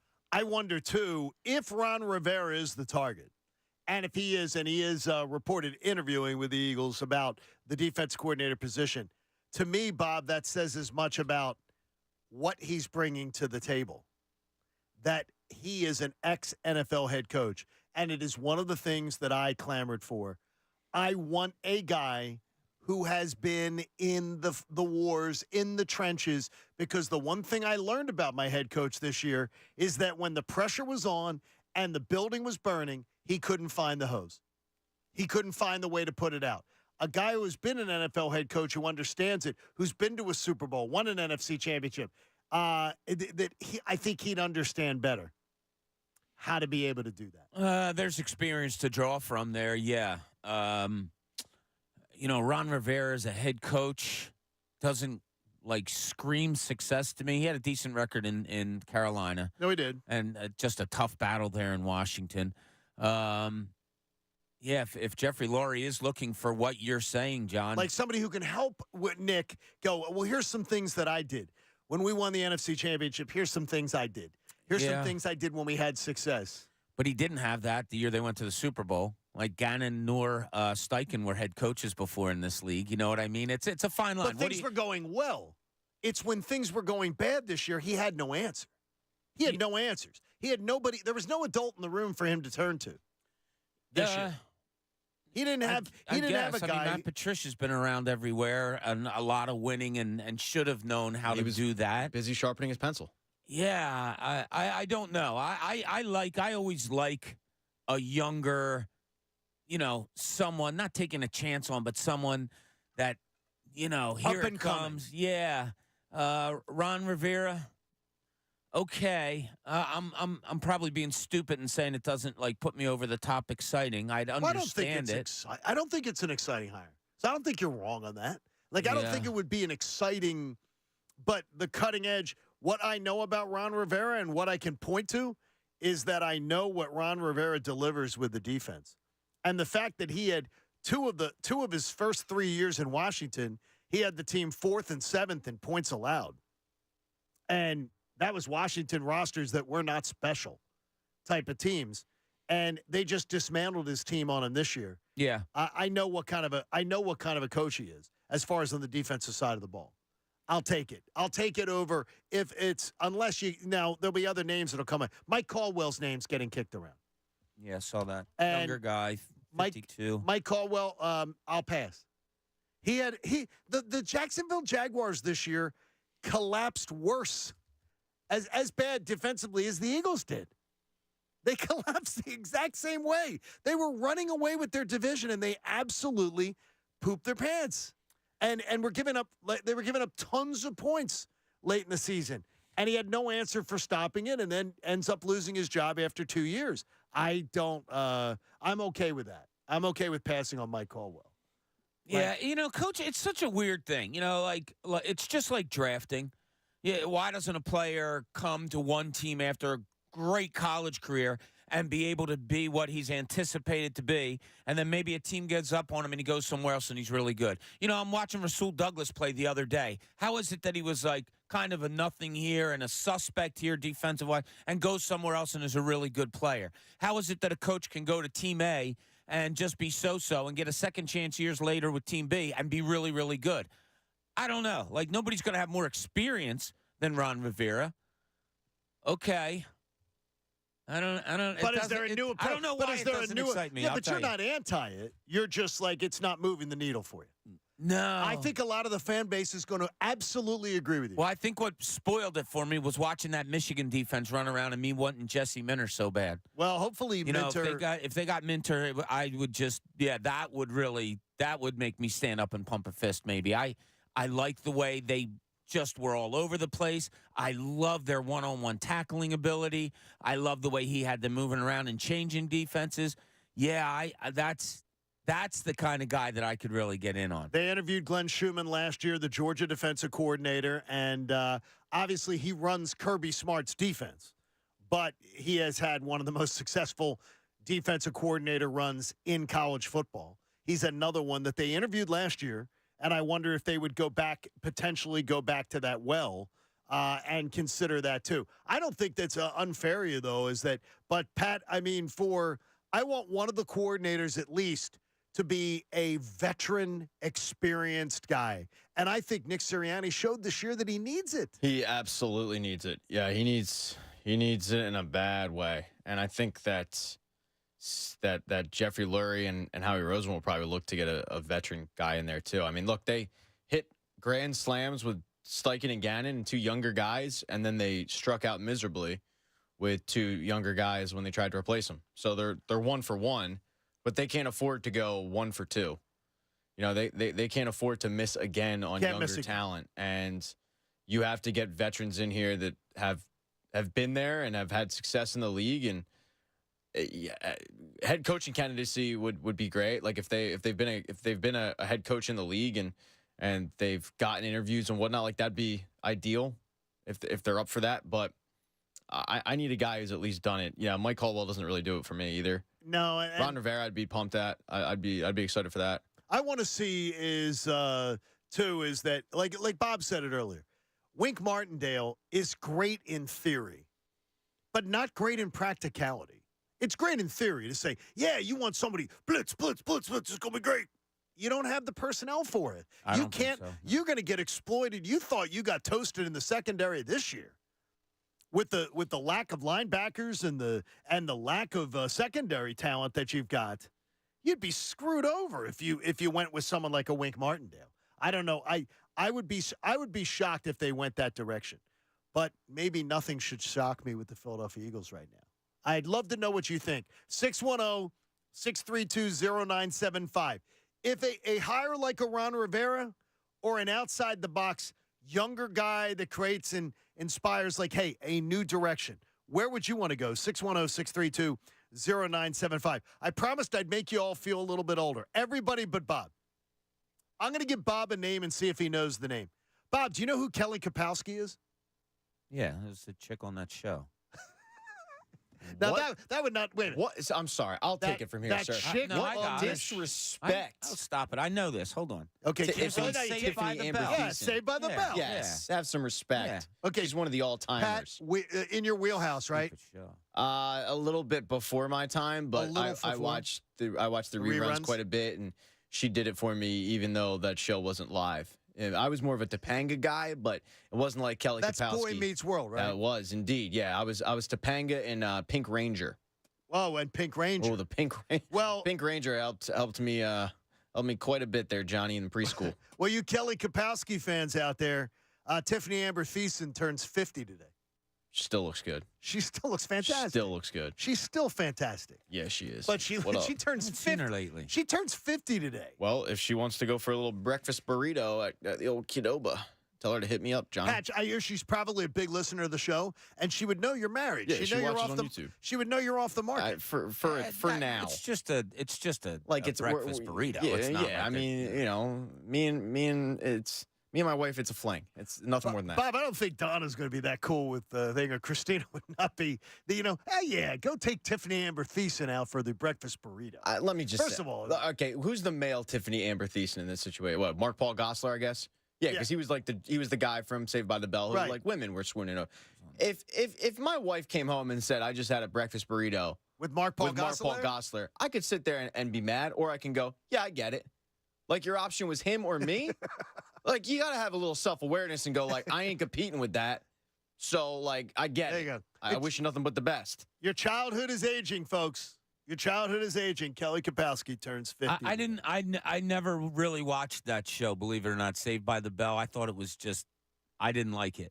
I didn't watch that. What was the other show that you were too old for about? Yeah, it wasn't Boy Meets World too much. Well, my Boy Meets World.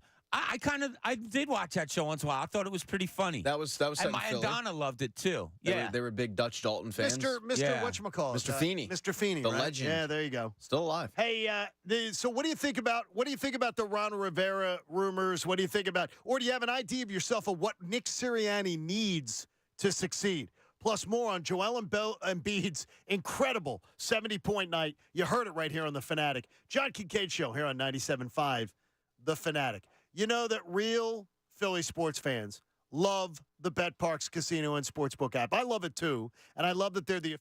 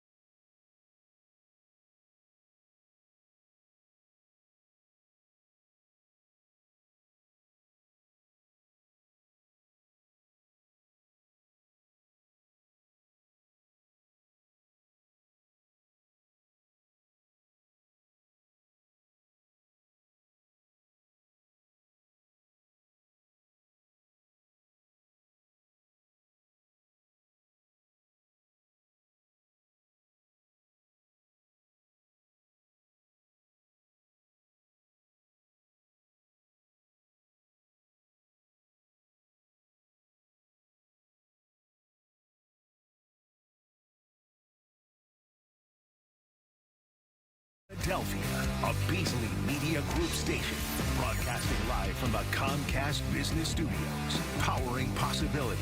97.5 The Fanatic and 97.5thefanatic.com.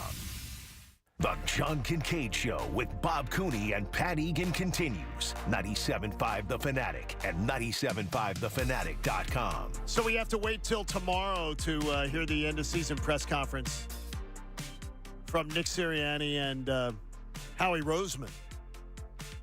Not expected to hear from Jeffrey Lurie. So the owner, and part of me respects this because I remember the whole gold standard press conferences and things like that. The state, it used to be the state of the team every single July, right at the beginning of training camp, correct? That was when the state of the team. Yeah, I think so. Yeah, he used to come out. I know I was at a couple of those up at Lehigh. Yeah, I State think, of the team, and yeah. he hasn't done it in, I believe it's been 3 years that he has not done one of those. And as I've told you before, I believe he's easing out, where I do believe in a couple of years that his son Julian will be running the team. He will be in charge of running this team, and Mr. Lurie will still be right there. Yeah, Jeffrey Lurie usually talks. I read in a story today they expect him to talk at the owners' meetings. I think they're in December, or no, not December. I'm sorry. That's baseball. February, like Maybe. or March, maybe March. Yeah, sometime around there. But one of the stories I read over the last couple of days is that's when they expect him to speak again. So, and he'll be fine. I mean, I like the fact that he doesn't feel the need to impose like right now and make it the Jerry Jones press conference and everything. But is it too much to ask that I want to know that Jeffrey Lurie's pissed off? Call him and ask him, hey, are you pissed off? Mr. Lurie, is it too much? Well, I could run into him at the supermarket or something like that, maybe when I lived in my old apartment. You think he's not? I want to know that he... Why? That amazes me that you need to know that another adult is pissed off. Why? I want to know that somebody else is absolutely as disgusted with what they saw as I was. He's the owner of the team. He's probably about 3,000 times more disgusted than you or I or Pat, all of the listeners here put together. Is it wrong to want to have that articulated? That it's unacceptable? What you saw, Eagles fans, is unacceptable. What you saw, I'm going to tell you on my watch, is going to get fixed, and we're going to change it, and I don't want to ever see it again. If I had the fortune to be able to sleep in past 7 o'clock, do I have to get up at 6 o'clock every day to see the sunrise? No, I know what's going to happen. I don't need to know Jeffrey Lurie's pissed off. That is so far past down an your assumption. No, not down on my list. I'm not saying that. I'm saying it's a given. It's more of a given than the sunrise, and that he is pissed off way beyond any of us. That's his team. He owns that team. Now, everything comes down upon him to fix what looked to be something very, very good just 1 year ago. And just, 2.5 months ago.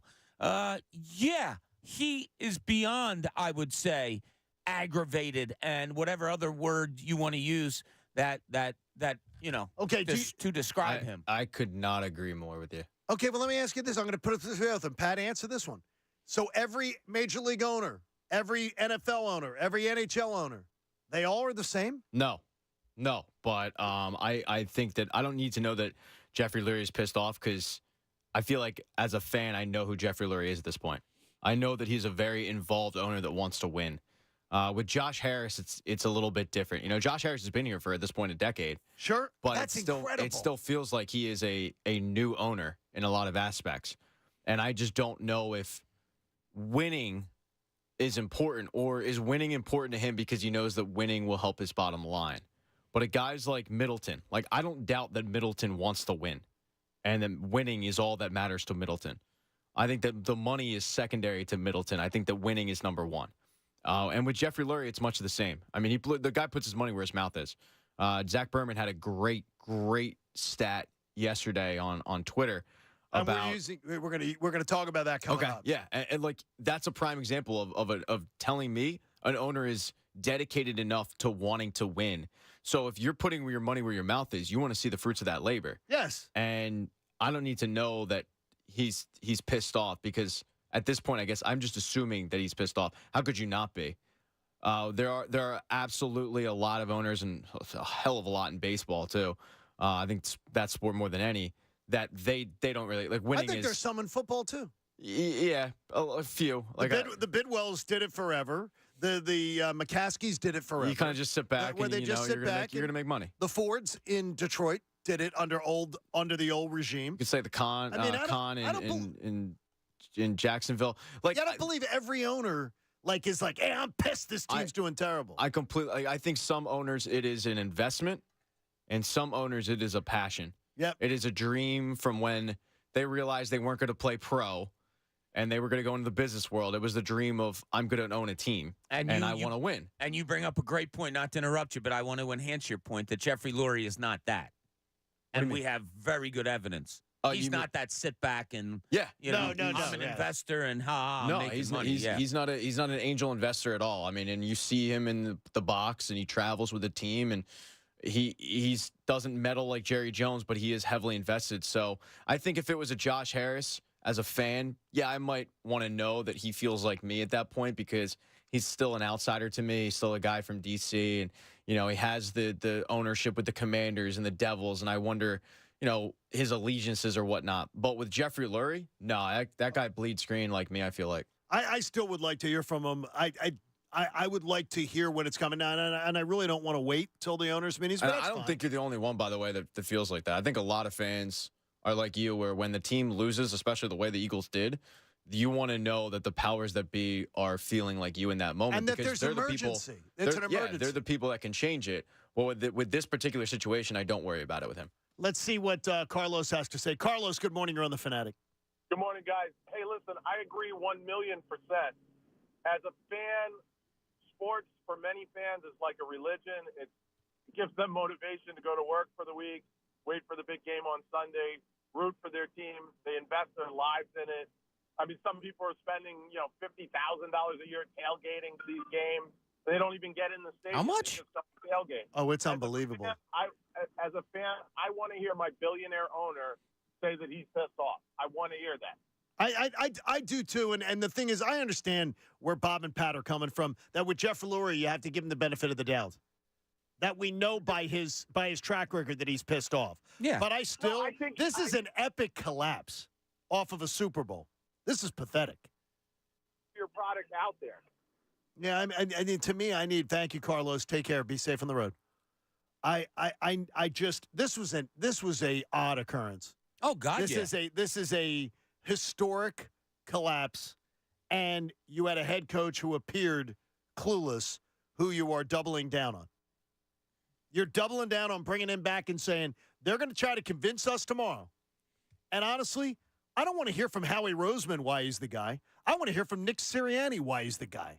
Tell me, Nick, why are you the guy? Why are we counting on you? I say you go down there and ask him that tomorrow. Why are we counting on you to be able to fix this problem? Because there's a lot of things that have to be corrected. I might ask Howie that. Why do you have so much trust in Nick Sirianni to still be the lead of this organization after what happened over the last 7-8 weeks?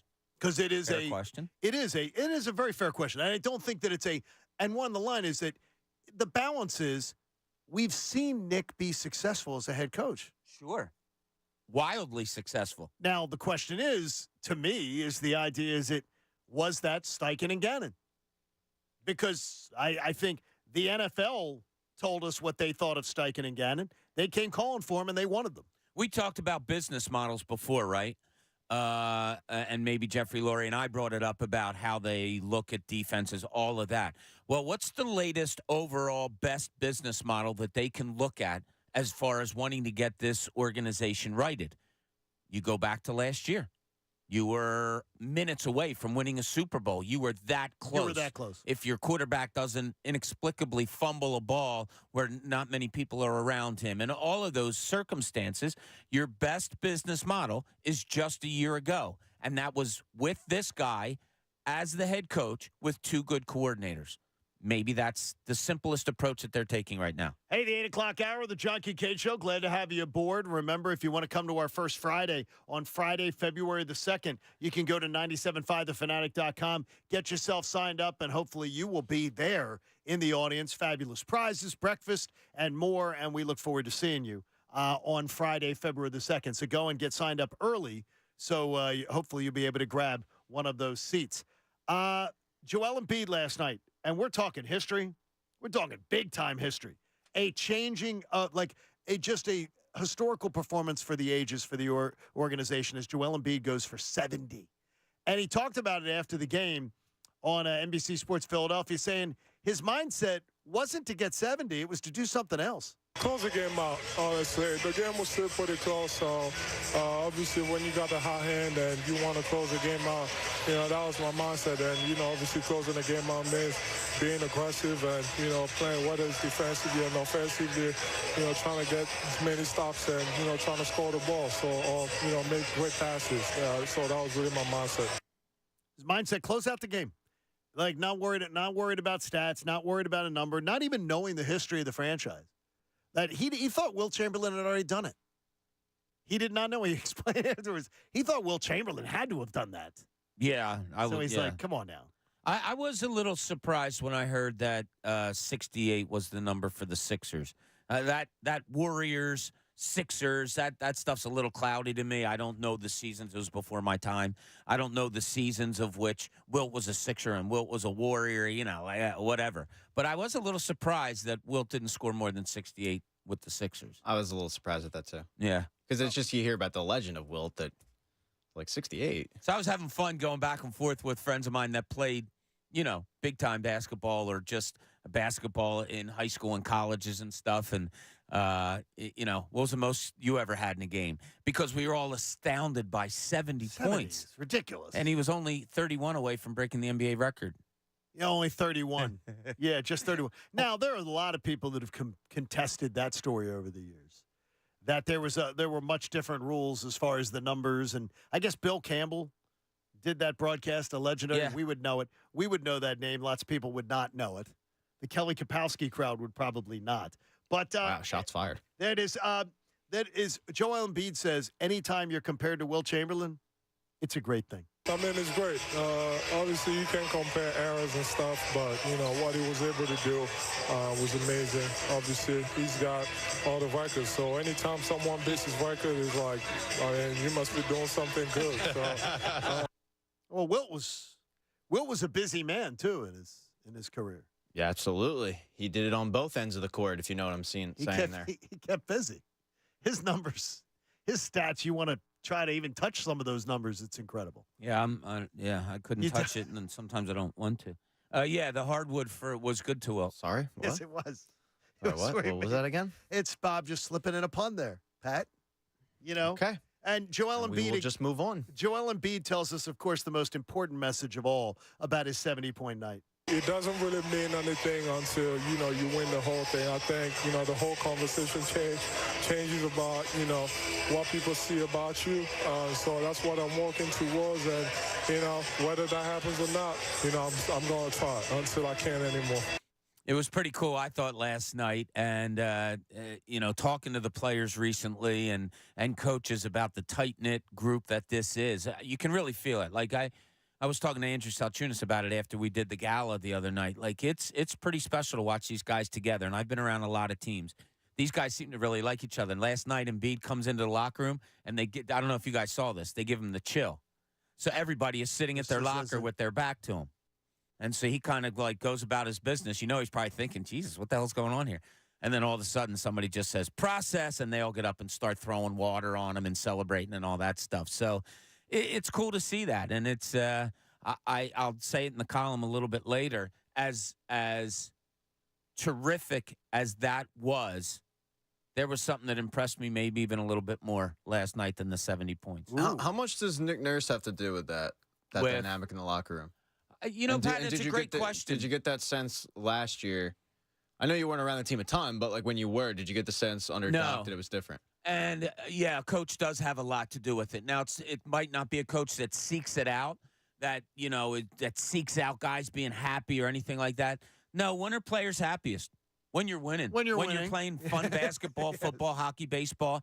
That'll lend to guys getting along a lot more. But, in talking to like Marcus Morris in Covington the other night and D'Anthony Melton coming over and doing the things that he was doing, you can just tell this is a special kind of group in their fondness for each other. Well, I asked because like last year they did the same thing. January, I'd love to compare. I could probably do it and look back and see what their record was, but it was probably pretty similar. They'd beat up on the bad teams, and then the good teams would circle on the calendar. So that's why the common denominator is you change coaches. So obviously Nick Nurse does have an effect on it, but it's interesting to me what happened. Like what was Nick Nurse's message to this team that had them being so tight as opposed to Doc? It's a different dynamic, but it's the records are probably pretty similar. Yeah, I assume. I think this team's probably a couple games ahead, but you're right. Yeah, it's just something different. I don't know, but it's just Marcus Morris has been around the league for a long time and on many, many different teams. And he and I were talking off the mic the other night, and he's like, "Man, I just can't describe it." He said it's just different. And, he told me, he's like, I played with the greatest of the greats. And he named, some of the greatest players in the NBA that are still there. And he's like, but it wasn't like this. There's just something different about it. And sometimes you can't explain it, but it's just a good thing that they're riding right now. Oh, yeah, and you have the best player in the league, too. See, there's the big thing, too. Yeah, what's cool is when you see other greats around the league react to Joel's night. LeBron was tweeting about it. Yeah. I just retweeted Kevin Durant's reaction to it. And his reaction to it was like probably our reaction to it, like 70 points. When you see players that have done or been close to doing what he's done in the league and they're reacting with shock and awe, it makes it, to me, that much cooler. The Sixers, by the way, 3 games ahead of last year's pace. Last year, they were 26-16, so right in the same neighborhood. But the Sixers have a back end of a schedule that is pretty nasty. Yeah, I'd be interested last year of what the opponent's record was compared to this year. Stan joins us. Stan in Drexel Hill. Where you been, Stan? Hey, what's up, guys? My bad. I've been a little busy, a little preoccupied. I got my little YouTube channel covering the Sixers, so I haven't been able to call. Good job, man. Thank you. I appreciate that. I haven't been able to call in as much. So obviously, Embiid just gave me some material, which you gotta love. I just wanted to say, there's been a lot of talk throughout the years about the process and was it a failure, because obviously the whole goal is to win a championship. But honestly, this is why the process to me is not a failure. When you have a player, the point was to get a player like Joel Embiid, where every night you're in it. Every night you literally have a shot to win regardless of situation. Every year you go in as a potential contender. And the whole thing is now to put the pieces around to win. And like Joel said, that's the end goal, because to change any narrative, to change any perception of him, he has to win at the biggest stage. But seeing 70 points and Kevin Durant's reaction was just so pure, right? That right there just shows you just the way these guys look at each other in the league. And to hear Marcus Morris, this is my last point, to hear Marcus Morris say what he said about Embiid is actually crazy, just because of the history between those two guys. They haven't been, best friends throughout the year, especially in the time in Boston. And I'm just like, man, I hope us as fans aren't taking this guy for granted, because, when it's over, it's over. Yes. And to see him doing what he's doing, the historical numbers, he's literally gotten better the last 3 seasons, which I didn't think was possible. And I just want us as a fan base to really appreciate that and really say, hey, we got something special here. And obviously, I want them to win, and I think Nick Nurse is going to put them in position to win. But don't take this for granted. That's how it happens. That's a good way, Stan, buddy. Last night, I thought about that. I was sitting there like 11:30. I'm like, man, soak this in, because we don't get this. In my lifetime, I've had one player similar, and it was AI, who could put up 70, and I think his career high was 63. It's like, yeah, this doesn't come around very often, especially in your city, wearing the uniform of your favorite team. Yeah, you soak it in for sure. The Jeremy Fowler from ESPN will join us now at 9 o'clock. Just texting with Jeremy on this Eagles coaching search for the coordinators. Jeremy joins us. He had the reporting yesterday on Ron Rivera and more. You'll find out coming up at 9 today. We'll talk to Jeremy Fowler about it all. And we've got some people on the lines that want to get in. And Dom and Dave, hang on. A lot of people wanted to talk about a historic 70-point night and what it means to the Sixers moving forward. And more on what we're looking for in the coordinators. John Kincade Show here on 97.5 The Fanatic. Fanatic Sports.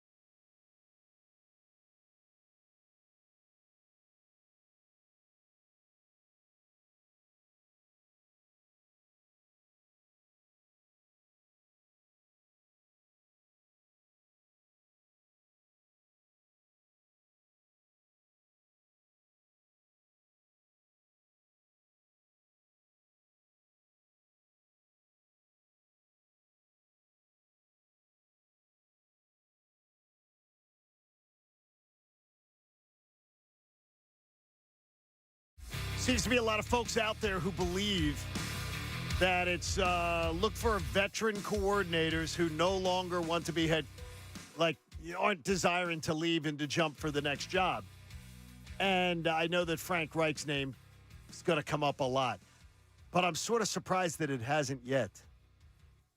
Reich's name not exactly bouncing off the walls. Yeah. Everybody would associate the relationship with Nick Sirianni being in place. You know, Nick had to jump on the stands and taunt the Colts fans who had nothing to do with Frank Reich being fired. Yeah, it's tough if you think about it. It goes back to the robotic thing that we talk about, players and coaches. We just expect them to show up and play and coach and this.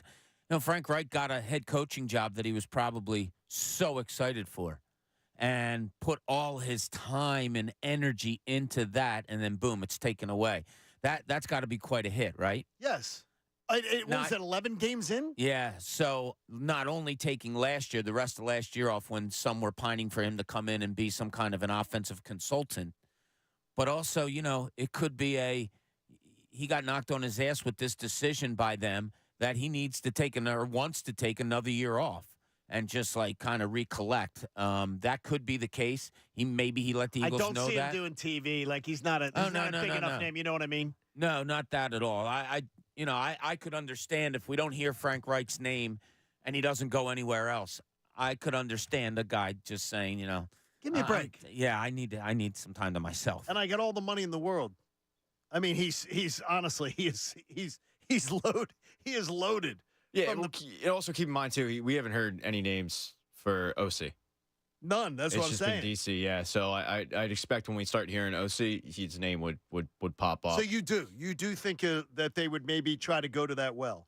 Yeah, I think the connection between Sirianni and Frank Reich is evident after what you talked about. Getting up there and wanting to win the game for Frank Reich, who we felt like was kind of done dirty in Indianapolis. And there's a guy he checks all the boxes. Right. He's comfortable with the organization. So comfortable, in fact, that he kind of stumped for Sirianni when he was up for the job. He's a some may thank him for that, some may not. So exactly, former head coach in the league, 2 teams, has experience in that. He's had a success with the team. He kind of checks all the boxes you'd want. He got fired twice in a 1-year period. Yeah, by 2 different teams, which is a really strange dynamic there to have happen. Let's see what everybody's thinking about this. 610-632-0975. Now, last night was an amazing night, and I just want we're going to get to Dave talking about that coming up. But Al joins us on the Fanatic. Al, what's going on, brother? Well, good morning. Good morning. I'm calling to say Mr. Caldwell, I think, would be an idea for offensive coordinator. You mean defensive coordinator? Yeah, Caldwell. Yeah, Mike Caldwell. Yeah, well, he was in line for a head coach job with the Lions or something. And well, he was in the mix for that, and then but the problem is he just presided over a defense that fell apart, and the Jaguars went 1-5 in their last. It went 1-5 in their last 6 games.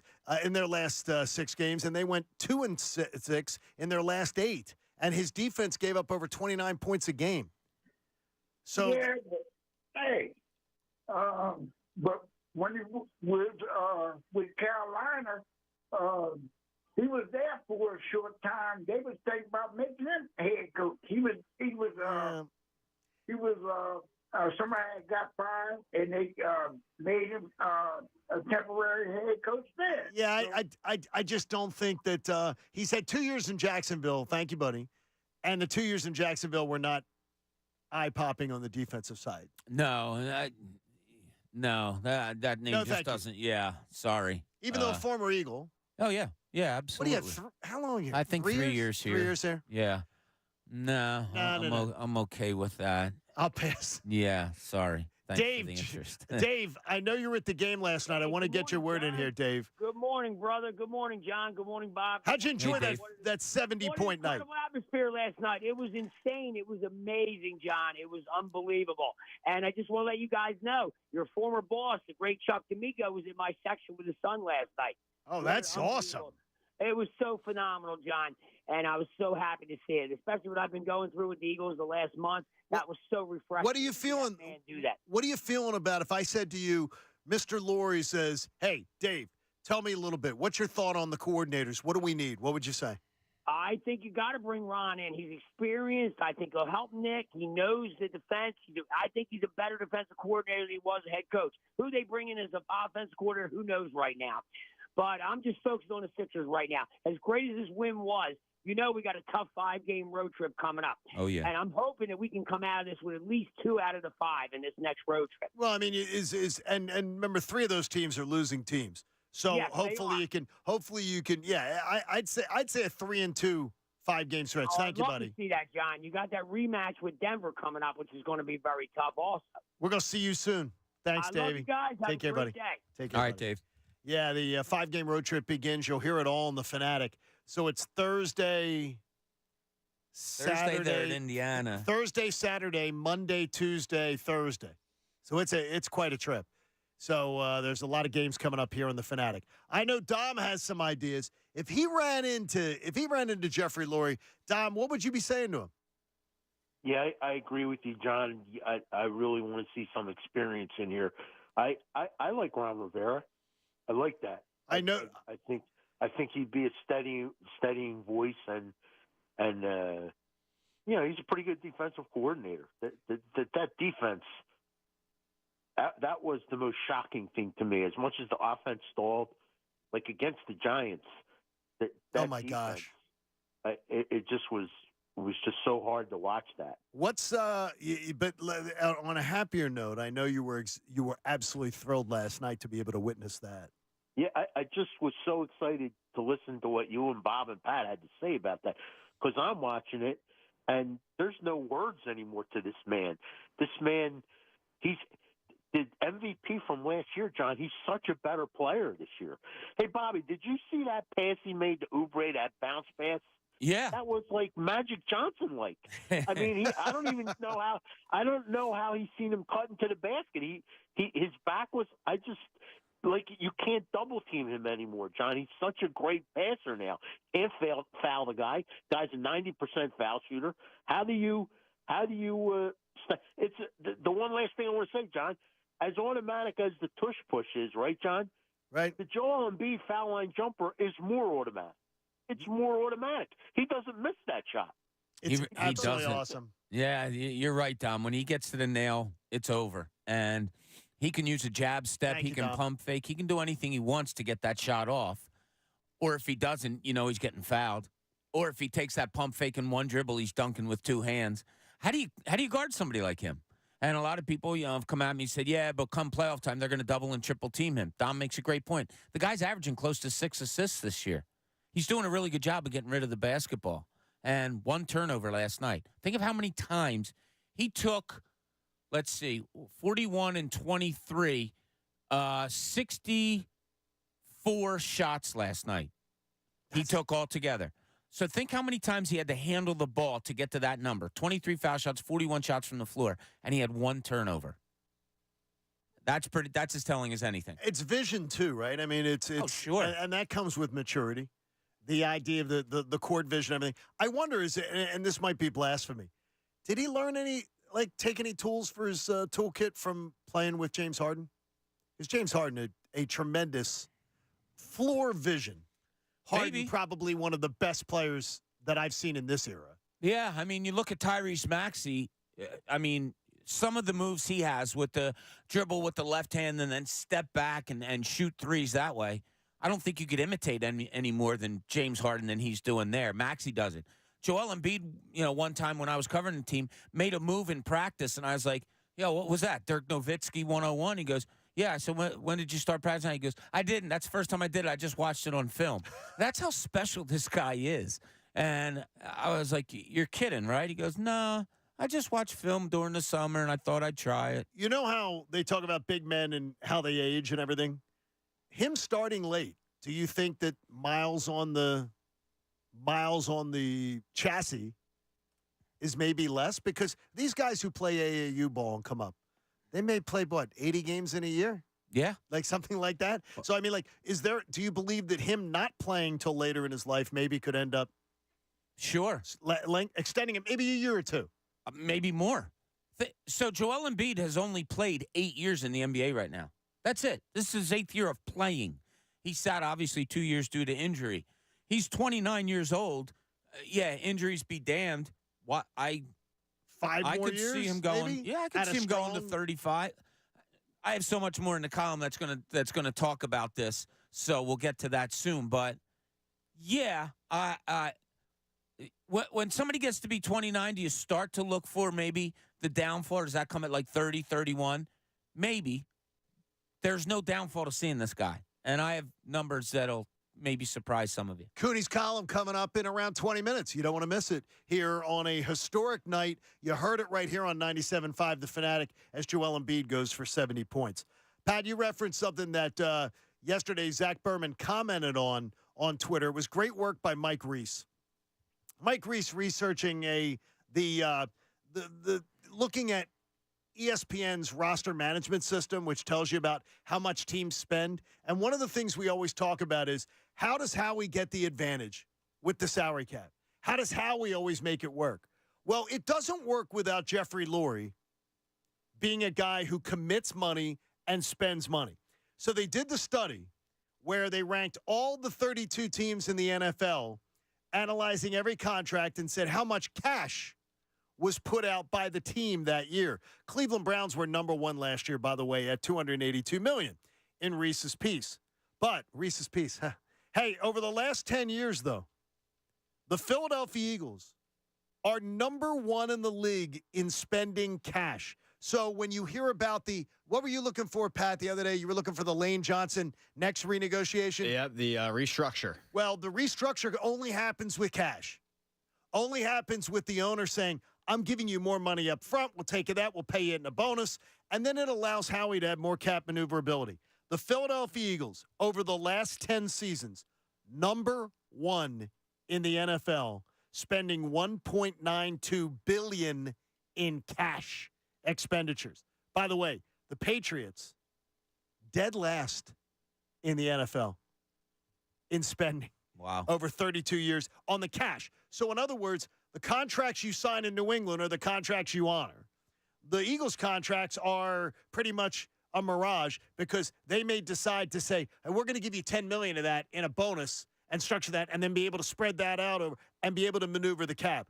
Without Jeffrey Lurie, and I wanted this to come out today, too. Not only was it a great piece by Mike Reese, you can check it out at ESPN.com, was it a great piece, but also, too, Pat, one of the things I love about it is the fact is when the Eagles are taking some bullets, it is important to note we've got an owner who will do things to try to fix it and fix it fast.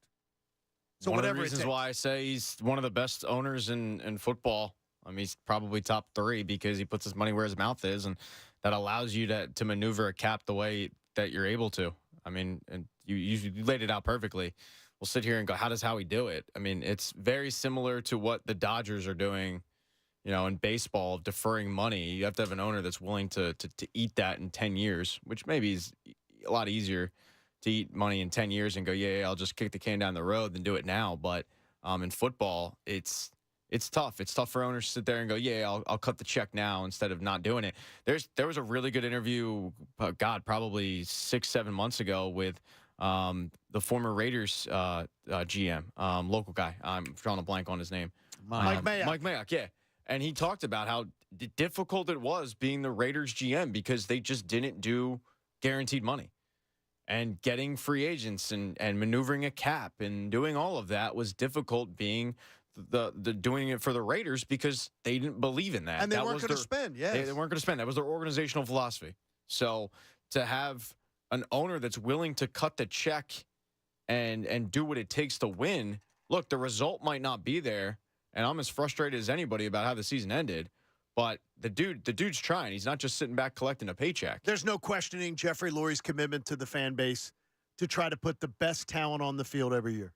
And that is a testament to it. 32 owners.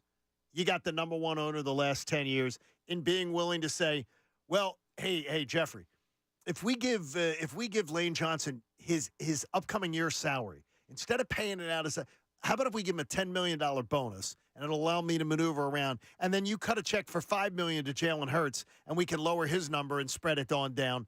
When you have an owner who's willing to go into and say, yeah, I'll stroke that check, it makes the GM look a lot smarter also. Yeah, well, I don't, money and this organization has never seemed to be a problem. Under Lurie, yes. Yeah, under Lurie, and Howie gets a lot of that credit too, Sure. because we talk about a team sometimes. Oh man, they're $30 million over the salary cap going into next season, and all of a sudden, poof, gone. And the Eagles are able to sign anybody and anything they want. And it's like, how did Howie do that?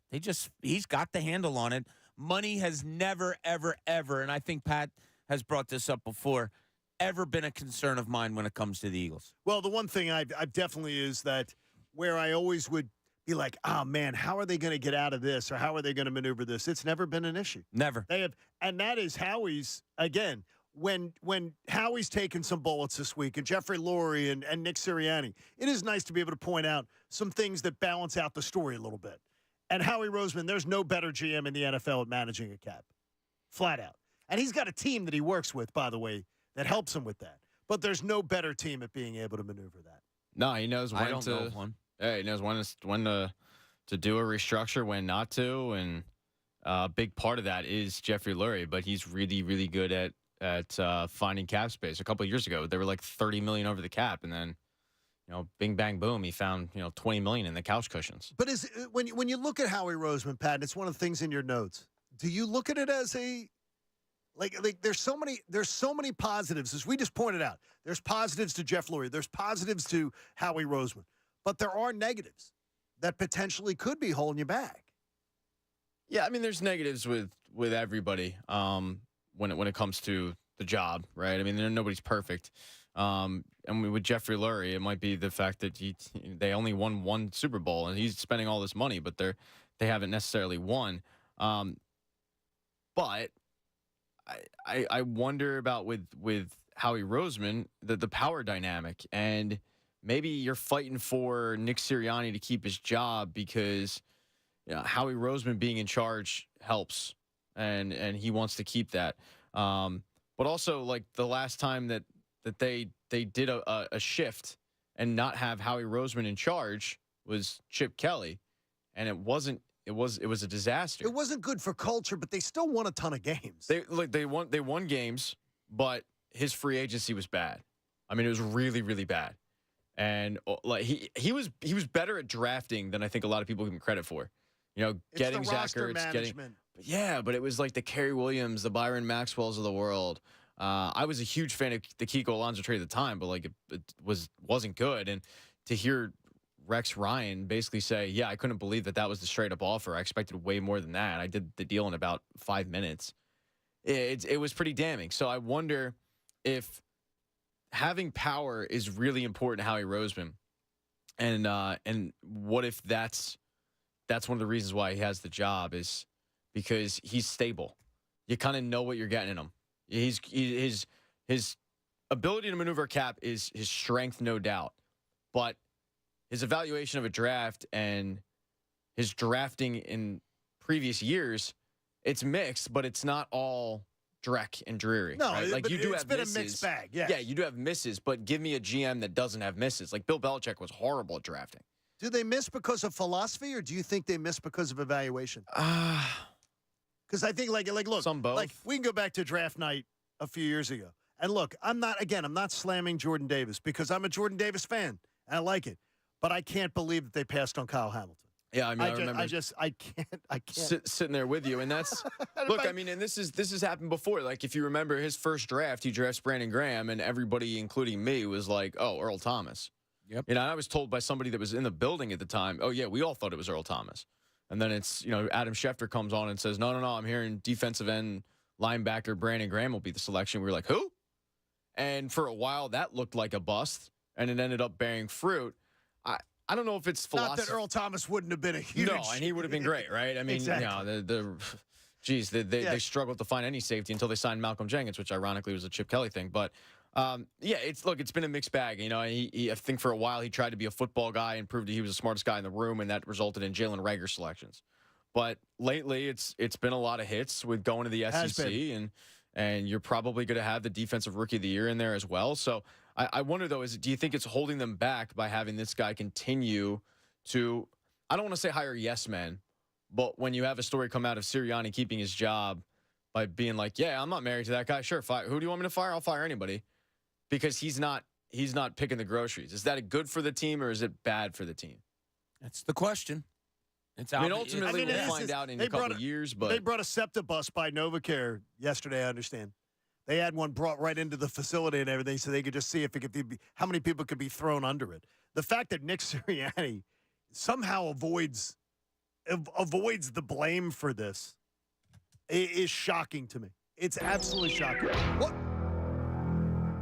We do have some breaking news. I love breaking news. And I appreciate Brandon Gunn for running in and alerting me to this. Good job, Brandon Gunn. Brian Johnson won't be returning to the Eagles as offensive coordinator. NFL sources are confirming Derek Gunn's report. Nick Sirianni will have to replace both his OC and DC. Colts offensive coordinator Jim Bob Cooter was mentioned as a possibility. No.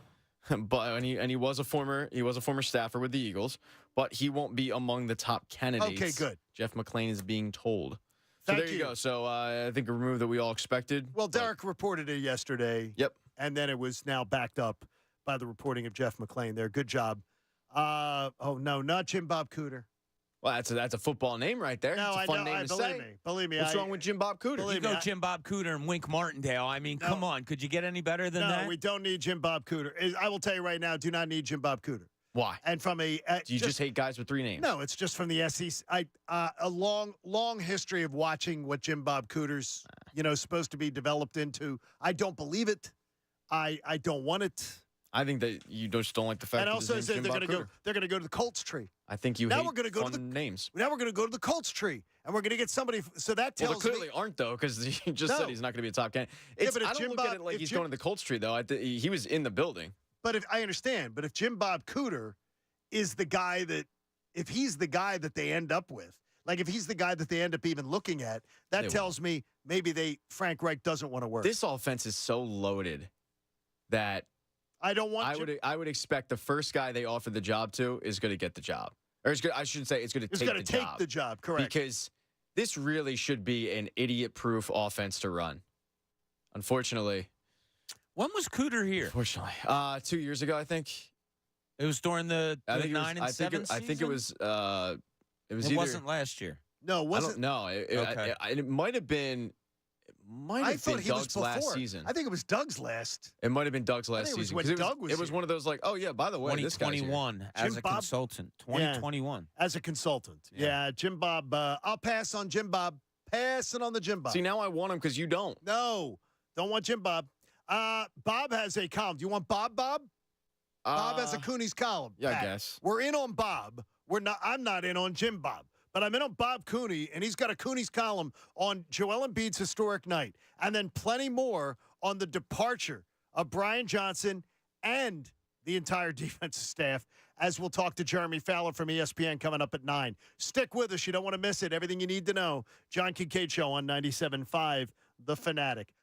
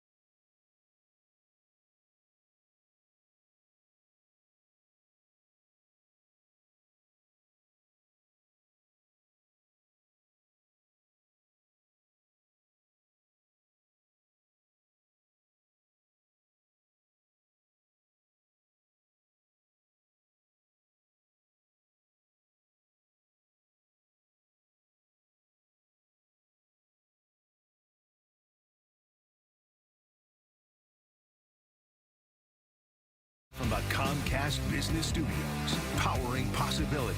97.5 The Fanatic and 97.5thefanatic.com. The John Kincade Show with Bob Cooney and Pat Egan continues. 97.5 The Fanatic and 97.5thefanatic.com. Looking forward to a big day of Eagles news and whispers and more. Jeremy Fowler from ESPN. We'll discuss some of the coordinator search coming up. He'll join us at 9 a.m. And as you've heard, the news is reported yesterday by Derek Gunn and confirmed by Jeff McClain. Brian Johnson will be working elsewhere next year, and that will be a topic we would be discussing hot and heavy during the 9 o'clock hour of the show. But first, a epic 70-point performance from Joel Embiid last night. You heard it right here on your flagship station for the 76ers, 97.5 The Fanatic. And Bob Cooney, of course, would have had a nice column for you if he was still in the print industry. So we put him to work this morning, gave him extra work. Let's turn the page and find out what's in Cooney's column. It's not hard to seek out and find the specialness that surrounded Joel Embiid's performance on Monday night against the San Antonio Spurs. Not one, a ridiculous stat line includes a franchise record 70 points, a career-high 18 rebounds, an astounding 91% from the foul line, and nailing 24 of 41 shots from the floor. And that's not even mentioning the 5 assists and just 1 turnover in his 36 minutes of spectacular play.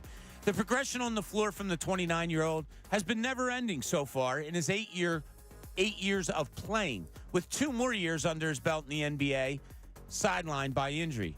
Just look at his scoring through the years, not counting the pandemic-shortened season.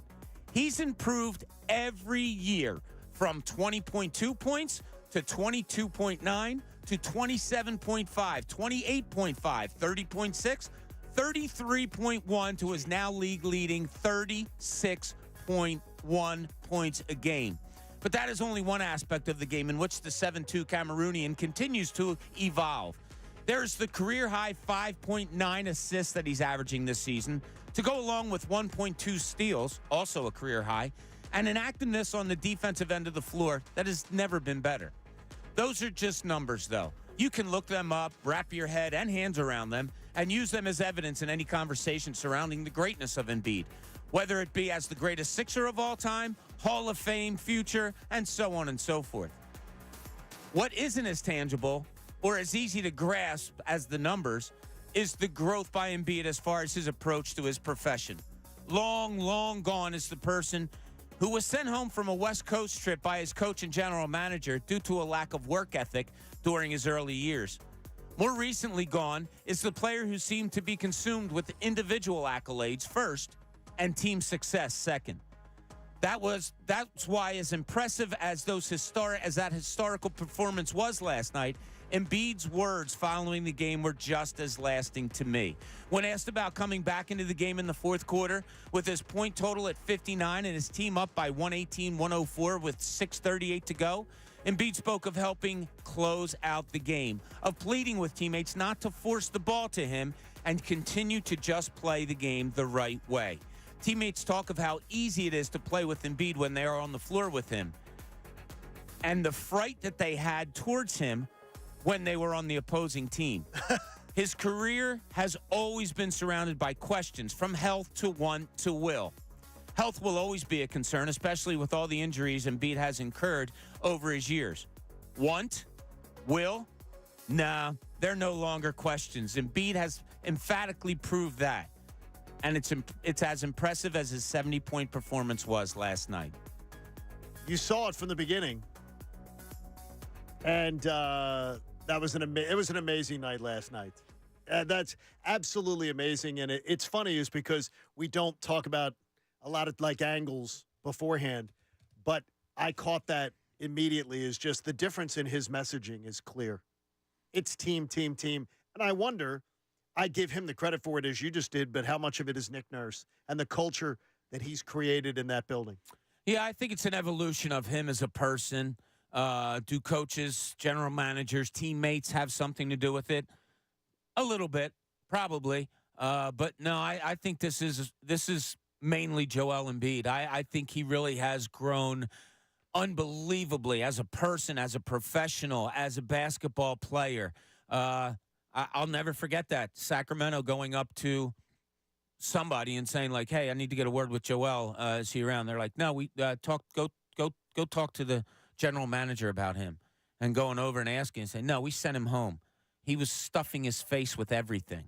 And then being upset that he wasn't eating right, that he wasn't working correctly. And they sent him, they said, go away. We don't want you around our team. Yeah, I remember hearing a story that they would deliver groceries to his apartment, and then they come back a week later, and the same groceries would be in his apartment. Yeah, there's truth to that. He just did not take his health seriously. What was the switch that flipped then, Bob? There's something.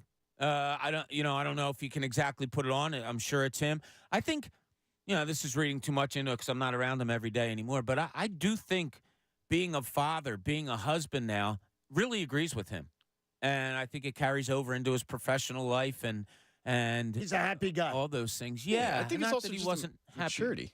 Sorry to cut you off, but like we all grow up, right? We're not the same person at 26 and 27 and 28 that you were when you were 20 and 21 and 22. And when he gets in the NBA, he's out for a year, and then he deals with the death of his brother, and he's got to deal with that situation, which is horrible for a young kid who can't really go home. Exactly. He might have went home, but he was away from his family at the time in a horrible situation. And look, that could have went way worse. I'll take an athlete who quote unquote spirals thanks to Shirley Temples over, much harder stuff.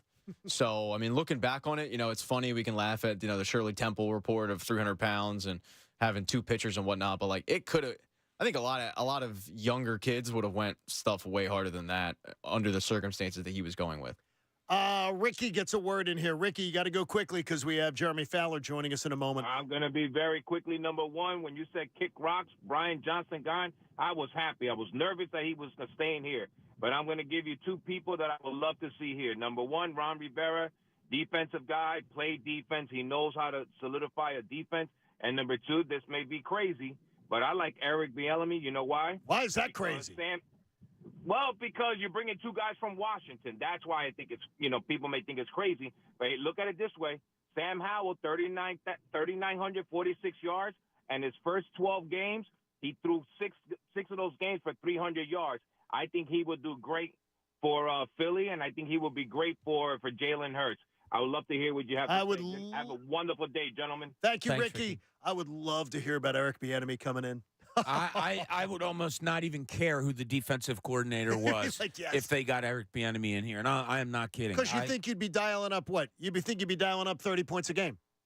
Oh, yeah. Right, oh, God, exactly, with Jalen Hurts. Oh, you'd be getting the most out of every player on that offensive side of the ball. We heard the name Ron Rivera first yesterday. Jeremy Fowler from ESPN reporting that he would be interviewing for the job. We've got lots of interest in who potentially be showing up, and Jeremy's kind enough to join us this morning on the Comcast Business Hotline, where every day in business is a big day. Jeremy, first of all, appreciate you making time for us this morning. We just got the official word on Brian Johnson, too.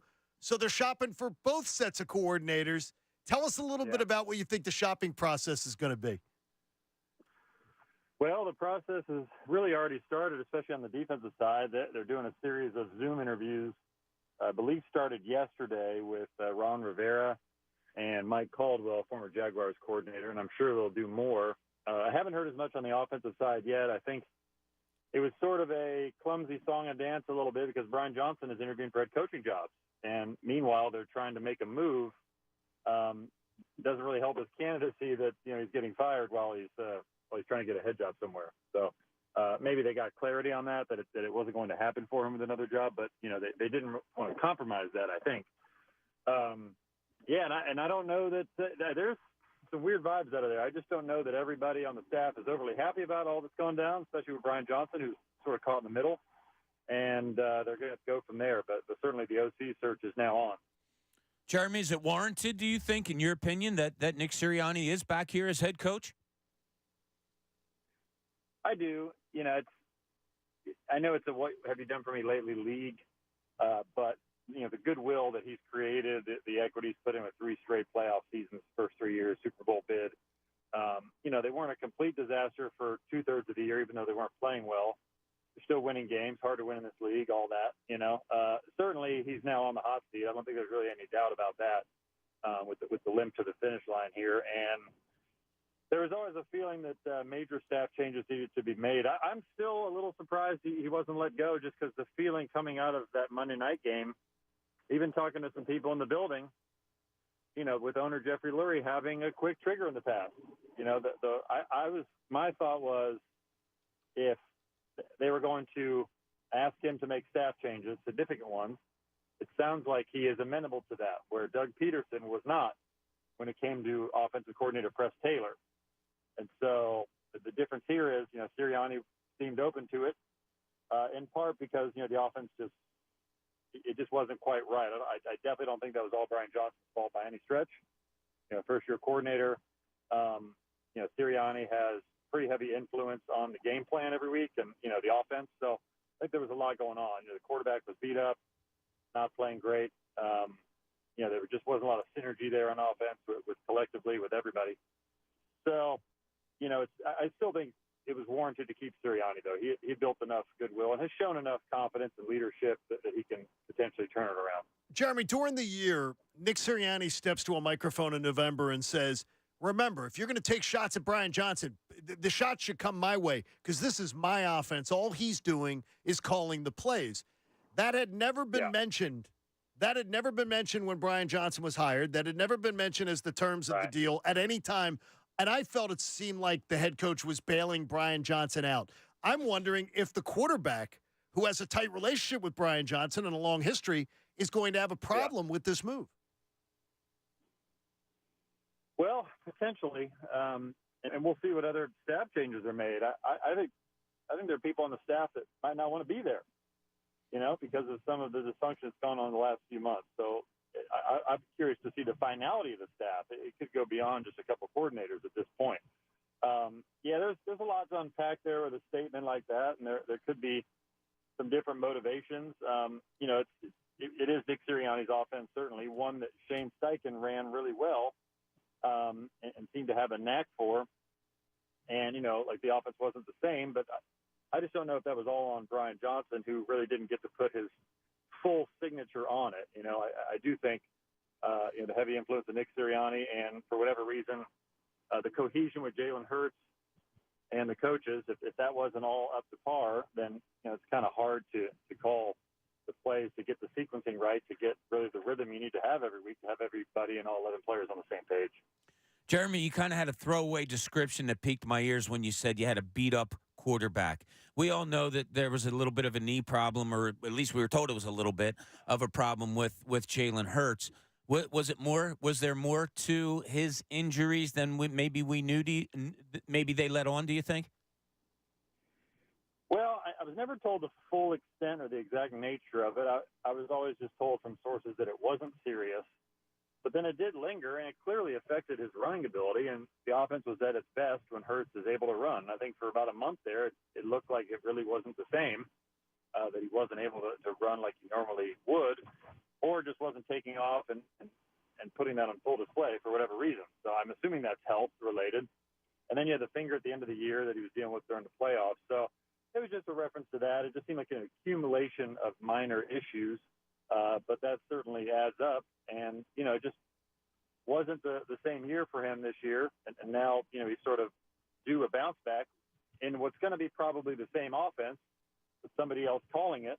And, he was tied with Brian Johnson from all I understood. So now he's got to develop a new relationship with a new coordinator. And, Jeremy, you obviously up close and personal see a lot about the Steelers. You've seen a lot about this Eagles organization and others. How different is the way the Eagles go about business compared to other of the more, exclusive franchises in the NFL that have a lot of success? Well, I think there's a lot of ways to structure it. I think the Eagles are different in that, certainly Howie Roseman has a heavy influence on everything, as he should. Some of the most successful executives in the league. I think the input on some of these staff changes is not strictly coach-driven, where I think some other places maybe the coach would have full autonomy over that. I don't get the sense that's the case in Philadelphia, which is okay. But they, it's not really a case where the head coach is the figurehead. There are other factors. You have you have Howie and you have the ownership, and then you have the head coach, and they all sort of work in unison, where it's not like somebody comes in as the head coach with an established track record. Like, I'm thinking Bill Belichick if he gets the Atlanta job, or Jim Harbaugh if he gets the Chargers job. They're going to be the figure. They're going to have personnel say. They're going to have more power. I don't think that's the case in Philadelphia. They kind of get that up-and-coming coordinator, and they fill in and play their role as the coach. And I don't know that that's all that unique. That happens in other places, but Philadelphia, they're in a microscope, and so that gets dissected a little bit more. Look, Philadelphia has a huge staff, a massive personnel staff. It's bigger than really any other in the league, and so there's a lot of brain power, which certainly has helped them make advancements that maybe other teams wouldn't. They deserve a lot of credit for, like, when they had bad injuries 3 or 4 years ago, they dipped into the sports science of it all and invested money and training staff and, more analytics and everything. And it's, I think it's worked for them, and it's hard to argue with the 2 Super Bowls they've been to in recent years. So it's a formula that works, but it's also a formula that creates turnover and a little bit of tension, as you see with Doug Peterson's staff, now Nick Sirianni's staff. There's some upheaval that maybe some other franchises don't deal with, but that can be healthy too, because they're just looking for changes in how to get better the next year as opposed to the status quo. So, Jeremy, after a Super Bowl appearance last year, starting 10-1 this year, at that time, the argument could be made that they might be the best organization in all of football. Then the last 7 weeks happened. How much of a hit has it taken? Like, where are they? And I'm not talking about ranking, but where do you consider this organization to be right now? You still have to put them among the top. They're probably not at the very top right now. It's hard to argue what the Chiefs and the Ravens are doing right now with the stability they've had. Look, when you have a meltdown like the Eagles just had, when you talk about the top franchises, you typically don't see that. You might see struggles like Kansas City had this year, but you usually see some sort of rebound. Now, those teams have Patrick Mahomes and Lamar Jackson. Not to knock Jalen Hurts, but I do think that's a little bit of a different conversation. So a lot of these teams, when you have an Andy Reid and a Patrick Mahomes in place, that's going to curb a lot of issues. So sometimes it's not an organizational thing as it is as much just you have the right battery in place that's going to win you probably at minimum 10 games most years. But Philly's up there certainly in that top echelon still. I don't necessarily think their losing streak changes that. It just raises more questions about how this happens, and is it beyond the player talent, and is it more of an organizational discord issue? Jeremy, in closing, do you think that how are the Eagles perceived around the NFL as far as an attractive outpost here? Because I'm wondering, are they going to have to go with no-name coordinators? Are they going to try to go veteran, where like a more veteran mind like a Ron Rivera would be like, hey, this is the place for me, and I want to go work for a guy like Nick Sirianni? Yeah, I think it's still an attractive job on both coordinator counts. I don't think there's any doubt about that. Now, the OC job right now, that's I wouldn't say that's the easiest job, but you're still signing up for A.J. Brown, Jalen Hurts, Dallas Goedert, right, Devontae Smith, a great offensive line. There's a lot there, certainly. Defensively, this is a job that was linked to Vic Fangio last year, who's one of the biggest names. Would a guy like Fangio leave Miami for Philadelphia? Would, Brandon Staley, who's available, had good success as an offensive or defensive coordinator before he went to the Chargers. That didn't work out, but he still won a lot of games there. Would he be an option to bring in? It's certainly a top 10 coordinator job on both fronts, I would say. I don't think that's been knocked at all, but I think coaches know going in that this is a tough situation, especially on offense right now. And that Nick Sirianni is going to have major influence over the game plan, which he certainly has that right to. He's the head coach. But I don't think you're going to have full autonomy. Great reporting on this, Jeremy, and we appreciate it. Everybody's following along on Twitter and on ESPN and checking that out. Thank you so much for your time this morning. Hey, thanks, guys. Appreciate you having me. There you go. Jeremy Fowler joined us on the Comcast Business Hotline, where every day in business is a big day, and Comcast Business gets you ready for what's next. Interesting. The Brandon Staley one is one that I never thought of as far as a guy who had a lot of success as a DC, younger, innovative mind, but failed as a head coach. That's an interesting one. Yeah. That, name out there. And I never think, and it's not to put it on Jeremy, but I never think that when a reporter tells us When they drop a name, I'm always thinking that they've heard that maybe that name could be in the mix. That it's a name that maybe in their conversations they've heard, hey, don't take your eye off Brandon Staley. Yeah, sure. Or you approach them, hey, Howie, got a couple names here. Am I cool to run with them as far as maybe interest In the level? mix. Yeah, Right. Pat Egan. Yeah, you Pat can say Egan? that. And then boom, they're out there. My agent floated that name out there. All right, well, is it working? No, God, no. I thought Joe Bell came by today with a bag of hundreds. Hearing that you were even in the mix of thinking of leaving. That's what I heard. I don't know where to go with Might that. have been donuts. I'd go to the caller. I'm not going to touch that. Yeah, me neither. Hey, It's a no-win situation for me. There was a giant sinkhole around the corner from this guy yesterday, Mike from Delran. And is the giant sinkhole the Eagles collapse? Yeah, I decided to throw all my Eagles thoughts into that sinkhole yesterday. Yeah, I think it was nasty. Thanks. It's around the corner from my parents' house. Yeah, I just want to turn the page on this season, and maybe that's just me. I just go hire your coordinators and then go away until the draft for me because I'm just over the It season. sounds like it zapped you, though. It sounds like it really, it just ruined me, man. It's like I'm sour milk, man. I don't want to talk about it, especially after Embiid last night. Like I want to put all my effort into that right now. And I know, what are you going to do for a second round knockout? But you know what? Maybe, but just the whole team seems different. I'm not looking for that big splash either, like for a trade partner. Like I just want to watch these guys have fun all season. I love hearing Embiid talk about, what if I win MVP, cool. If not, I don't care. It's all about being healthy, and he's right. And that's the team that deserves all of our effort right now. So go get these coordinators, go away, come back in April, and then and get ready for the draft. And get ready for the draft, and let's give it all. Let's give our all to the Sixers team, and even a fraction of it to the Flyers. Sure, absolutely. It's what's deserving because every morning I know we got to talk every morning about it, but eventually the conversations have to subside a little bit with the Eagles and just let them go away and do their thing. So, they will. They're going to get to work. Good job, Mike. Great day. Go Birds. Thanks, Mike. I'm very muted. Go Birds. They're from Mike from Delran. Yeah, that's what this season did to people. You hear it in Mike's voice. I just want to move on to next season. They have to fix what happened this season. They have to figure out why, all of those things. But I understand them as a fan. I do, too. I'm ready to turn the page. I don't need to hear more about a collapse and all that. Who's your coordinators? Where are you going to draft? What are you going to do to fix this? I look more forward to that than rehashing, yeah. And find some optimism. See, I'm actually opposite. Like, I enjoy this period. I hate May through I hate September. May to July. I'm May through September. Really? So you're just ready. You just for want the games. beginning of the. Yeah, I loathe training camp. So once with an you've seen the unhealthy passion. draft, once you've seen the draft, and then first mini camp and everything, you're done. I wouldn't even go first minicamp. It's the draft, and then it's like second wave of free agency, and then after that, it's like, okay, let's speed this up. There you go. I don't need to break down practices. I'm good. 9 o'clock hour is brought to you by the Bagster.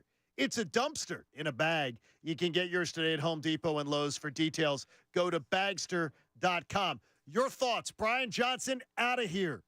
Coordinators, new to be hired. What are you looking for in those? If you want to share a thought, you can at 610-632-0975. Plus, I've got some numbers on Jalen Hurts that you'll determine for yourself. How bad was this year? John Kincade Show, 97.5 The Fanatic. Hey, if you've been watching the NFL playoffs from the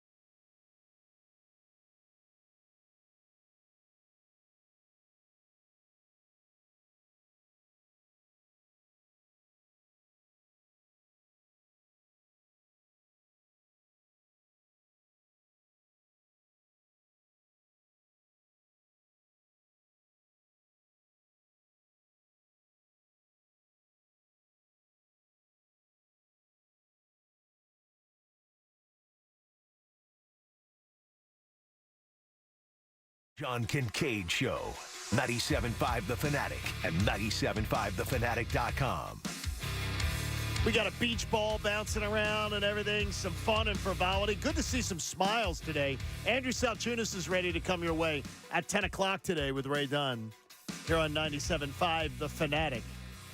Want to remind you, if you want to come to our first Friday, our broadcast will be Friday morning, February the 2nd. You want to be a part of that audience, we'll feed you.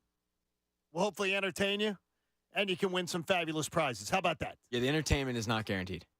So I have to make sure the food is guaranteed. I didn't read the disclaimer. Yeah, Pat. they gave the food. The entertainment is absolutely not guaranteed. So that's legal. Legal has told me to say that, right? Results may vary. Yeah. That we got to make sure we do. Yeah, we had one guy who sued us over that. We don't promise. He said he wasn't entertained. Bad part, what it was Chief Dan. Yeah. Even when it's family, even family coming. So it's. But I appreciate the constructive criticism by him. Yeah, absolutely. I mean, getting a lawsuit is eye-opening for a lot of people. Who's bringing the food? Do we know? We do not know yet. Okay, we're not announcing it till Monday. Oh, okay. We'll announce it on Monday. I think Pat's going to be happy with that. Well, Pat's always happy. Yeah, I don't think I've ever complained about it. Pat likes food. Pat loves the food. I do. Well, you guys. It's your only part of First Friday you really love. Is the free food? Yeah. If I could do First Friday with just the food, you'd be fine. That'd be great. If you take out you two jagaloons and the whole working thing. Yeah, that working thing sucks. All the people. Yeah, it's terrible. Grussman, take him out. Throw him into a lake.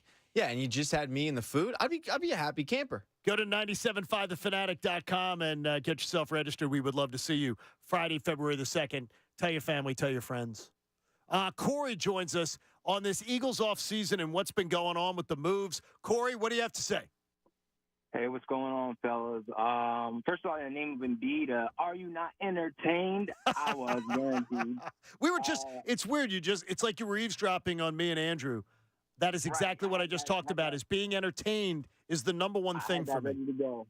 First, but I just want to talk about the Eagles. I was kind of saying it all season, not to detract or anything, but I just felt like early on in mid-season, we were playing mid-season football in the beginning of the season. And then once kind of other teams catch up to you, you see it in baseball with guys like Clayton Kershaw. Once they get tape on you, they get a feel for how you play.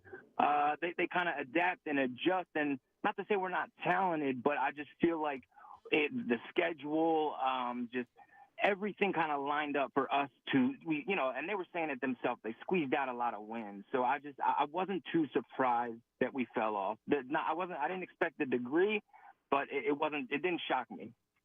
What about? You're the only one I ever heard say that, Core. I mean, they themselves every game. Oh, we still got we got a lot left to go. We can be a lot better, and that's cool in the beginning, but that you can only say that for so long until it's like, where's it at, fellas? Yeah, and that's what it is. Is that I got tired of hearing it, and I was getting crushed. I was getting emails every day or two or tweets saying, "Oh my gosh, like what? Just relax, enjoy it. They're 10-1, they're 8-1, they're 9-1," and something just didn't seem right. But I was absolutely convinced, Bob, and I got fooled. I was absolutely convinced they would fix it. I really didn't. This when I hear someone say, like Corey say, he wasn't shocked. I was completely shocked. Completely floored. I never in a million years, I penciled in the last 3 games as being guaranteed wins unless the third game didn't mean something. I was caught completely off guard. Yeah. Never thought it would go that bad. No, exactly. That bad. Nobody saw it getting that bad. Did you think they were as good as the 10-1 record indicated? Well, no, they weren't as good as we thought they were going to be, even though they won 10 of 11. But there was something going on. And then the collapse that came after that. Oh, my gosh. I mean, just mind-boggling. I mean, Baker Mayfield made them look like a high school defense. By the way, though, there is one thing, and it is a little weakling of me to go with it. I think that Baker Mayfield against the Lions on Sunday showed me something. Like it did. Baker put on a performance that made me say, okay, he played really, really well against the Lions in a fierce environment and had the ball in his hand with a chance to do something late in the game and threw an interception. But, I mean, they were right there. I never expected Tampa to be in that game the way that they were. Yeah, I just looked at it as, okay, you're there. You're going to have to up your game. They couldn't up it enough to overcome Detroit. As you said, a crazy environment, all of that. But that they played at a level. They weren't good enough to win. A level that the Eagles could not get to no matter what. Didn't seem like it. No chance, no way. And that's why I had no confidence going into that Tampa Bay game that they were going to win, because I don't think the way they were playing football to end that season and ultimately in the playoffs, I don't think there's anybody in the NFL they could have gone up against and beaten. It's weird is that we bounce around with the Eagles and the Sixers all morning long after that epic performance by Joel Embiid. I love what Corey said, though, right off the bat. Are you entertained? Because Andrew and I just had that conversation, because he gets a lot of it on middays. The people that'll be wake me up in May. Make me up when this team. I don't understand that, because to me, I really do try to consume sports as entertainment first. As an entertainment, I look at it as like watching a great TV show or watching a great movie. I want to be entertained before anything. And that's one of the things that annoyed me, is that this whole year, and Pat, as you, the cinephile, I wasn't the Eagles didn't entertain me this year. Man, I think the Oscar noms came out today, and the amount of movies on there where I go, I was not remotely entertained. I'm weird. I like to be entertained when I go to the movies. The Eagles were not that. The Eagles were Anatomy of a Fall. That's what the Eagles were. Both entertainment-wise and just the plot. I mean, that's what the Eagles were. They were in the anatomy of a fall, because it started off great, but even when they were 10-1, we sat there and went like, this isn't really an enjoyable experience. And what the Sixers are doing, and mainly what Joel Embiid is doing, I'm right there with the people that kind of wake me up in May. Like, I get the sentiment, but at the same time, if you can't appreciate what this guy's doing, and you can't appreciate him going off for 70. You're missing out. I don't care if he's going off for 70 against St. Joe's. 70 points in the NBA is insane. Okay, it was against the Spurs, and they're not a great team, and they're rebuilding. 70 points is 70 points. And the fact that this organization has been around for, how long? And he just broke a record set by Wilt Chamberlain? And that's been a trend for him this season, is, putting him in the same conversations as Wilt, with whether it be streaks of scoring 30 or, 40 and 10 nights or whatever. What he is doing will not be seen for a very, very, very long time, and might not ever be seen again by anybody in a Sixers uniform. So if you're one of the people that says, wait me up till May, I understand your frustration. I'm right there with you. You two know I was broken last season. You were broken but last year. Watch for this guy. Watch to see greatness, because that's what we're witnessing right now, and it doesn't happen all the time. And in my lifetime, I've seen it twice. AI and this guy, and Joel Embiid. Yeah, I don't look at it wake me up when the playoffs are. Every season's different. Can the ending be the same and that frustrates you into saying what Pat just said? Sure, but damn, that's a shame. You're not watching, or you're not paying attention until the playoffs. You're missing one hell of an individual performance.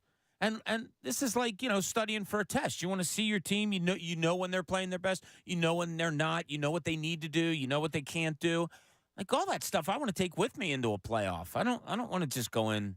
Oh, No, I mean, I always found that ridiculous. you want to have background information on what on what to expect. And more importantly, there are individuals, there are moments. If you didn't watch that last night, or if you were lucky enough to experience it listening to it here on The Fanatic, or if you were in attendance like Bob and the gang last night, a lot of our clients down there, that's a memory you're going to talk about forever. That's a game you're going to remember, and that's the opportunity you get every time when you're a sports fan. You get a chance to see something that you've never seen before. It's last night encompasses that. Wow, Monday night game, middle of January, seeing a bad San Antonio Spurs team. Okay, maybe I'll go down and see the rookie. Wemby's supposed to be all that. And, if you blow it off, you miss the greatest individual performance by a Sixer ever. Right. I mean, you never know. That's what I tell you guys all the time. I love the competition, and that's why I love watching sports and all. But that encompasses, right? You never know what's going to happen in sports. You just don't. And my wife gets mad at me, like, how can you not sit down and watch a 2-hour movie? But you can every day watch 2 hours of a sporting event. I don't know what's going to happen in a sporting event. It. More times than not, I can predict the dumb movies that we watch, and that's on. Well, and let me just jump in there. Although I because didn't predict that a guy's anatomy was going to come flying out. Exactly. And sometimes surprises do occur in movies, Bobby. Sometimes you're not expecting the full frontal scene in Dewey Cox. Yeah, that's because especially with watching with my 16 at the time year old daughter and her boyfriend. Yeah, Look, no. When Uncle Pat did recommendations us were wrong. asked, mistakes were made in that sense. Your evaluations, Pat, on that one were a little off. I was a little Brian Johnson-ish, if I'm being frank. I will wait, but I've looked inward, and I will change my ways, and I will get better. Were you calling the plays, or was someone else though? Yeah, let me just blame somebody else on that, right? Yeah, I was giving the recommendation, but it was in somebody else's. Okay, Netflix I want to make account. sure. Yeah. I do have to ask you this real quick, since you brought up the Academy Awards. Yeah, the Oscars. I saw one movie it's this year, nominated. and it's nominated for best, and I thought it sucked. Is that a me thing? No, I didn't. I watched Maestro. I thought Bradley Cooper was really good, and so was the girl that played his wife. But I thought the movie was just a half-ass attempt to tell the story of the guy's life. Here's why What's I that, hate. Irving Berlin? Who is that? No, it's Bernstein. Bernstein. Yeah, Leonard. Bernstein. Here's why I hate the Oscars. If it's in black and white and it's based on a true story and it's well acted, it's getting nominated. It doesn't matter how good it is. Critics love that. So you'll sit there and go, "This isn't remotely entertaining," and they go, "Oh my God, it's in black and white and it's well acted." They can't differentiate between a well acted movie and that's bad. If they just go, "Oh, it's well acted, it must be great." I could tell you, Pat. I meant to tell you this one is and you're gonna scoff, I guess, because a lot of people will scoff too. Oppenheimer was just way too long. Oh, see, I disagreed. I think it was way too long. What was it? 320? 320. Yeah. I thought it could have easily. And I said it could easily have been a half hour shorter. Oh, I saw it 3 times. Really? I mean, it's a great story. Great story. Well, I mean, no, it's a great story. Not for Japan. No, but the way that it was told. I mean, for us, yeah, it was great. Go USA, right? Huh? Hey, Mark is the season ticket holder for the Sixers and jumps in. Mark, good morning. You're on the Fanatic. Mark is not there. Mark says he's a season ticket holder. Big Maestro fan. And he said, "I'll see you in May." That was his comment. I can't. Then why are you going? I don't know. Why then are what do you go to games? Yeah. What do you go to games for then? Maybe if he's that's just the messing case. around since. Hey, Herb joins us. Herb, good morning. You're on the Fanatic. Hey, John. Yes, sir. I loved what you said about the whole entertainment value part of it. I'm a New York fan, but my daughter is a diehard Philly fan. We live about an hour outside of Philly. Okay. And I go to Philly games on a regular basis. We go to Sixers games, and I root with them, even though I'm a New York fan, just for the entertainment value of it. I mean, we're here enjoying the sport. I don't understand why people don't invest that part of it. Herb, I can't, to me, I don't know. There's been time. How about this? Since I've been home the last 4 years, the Flyers was a pretty bad product at times.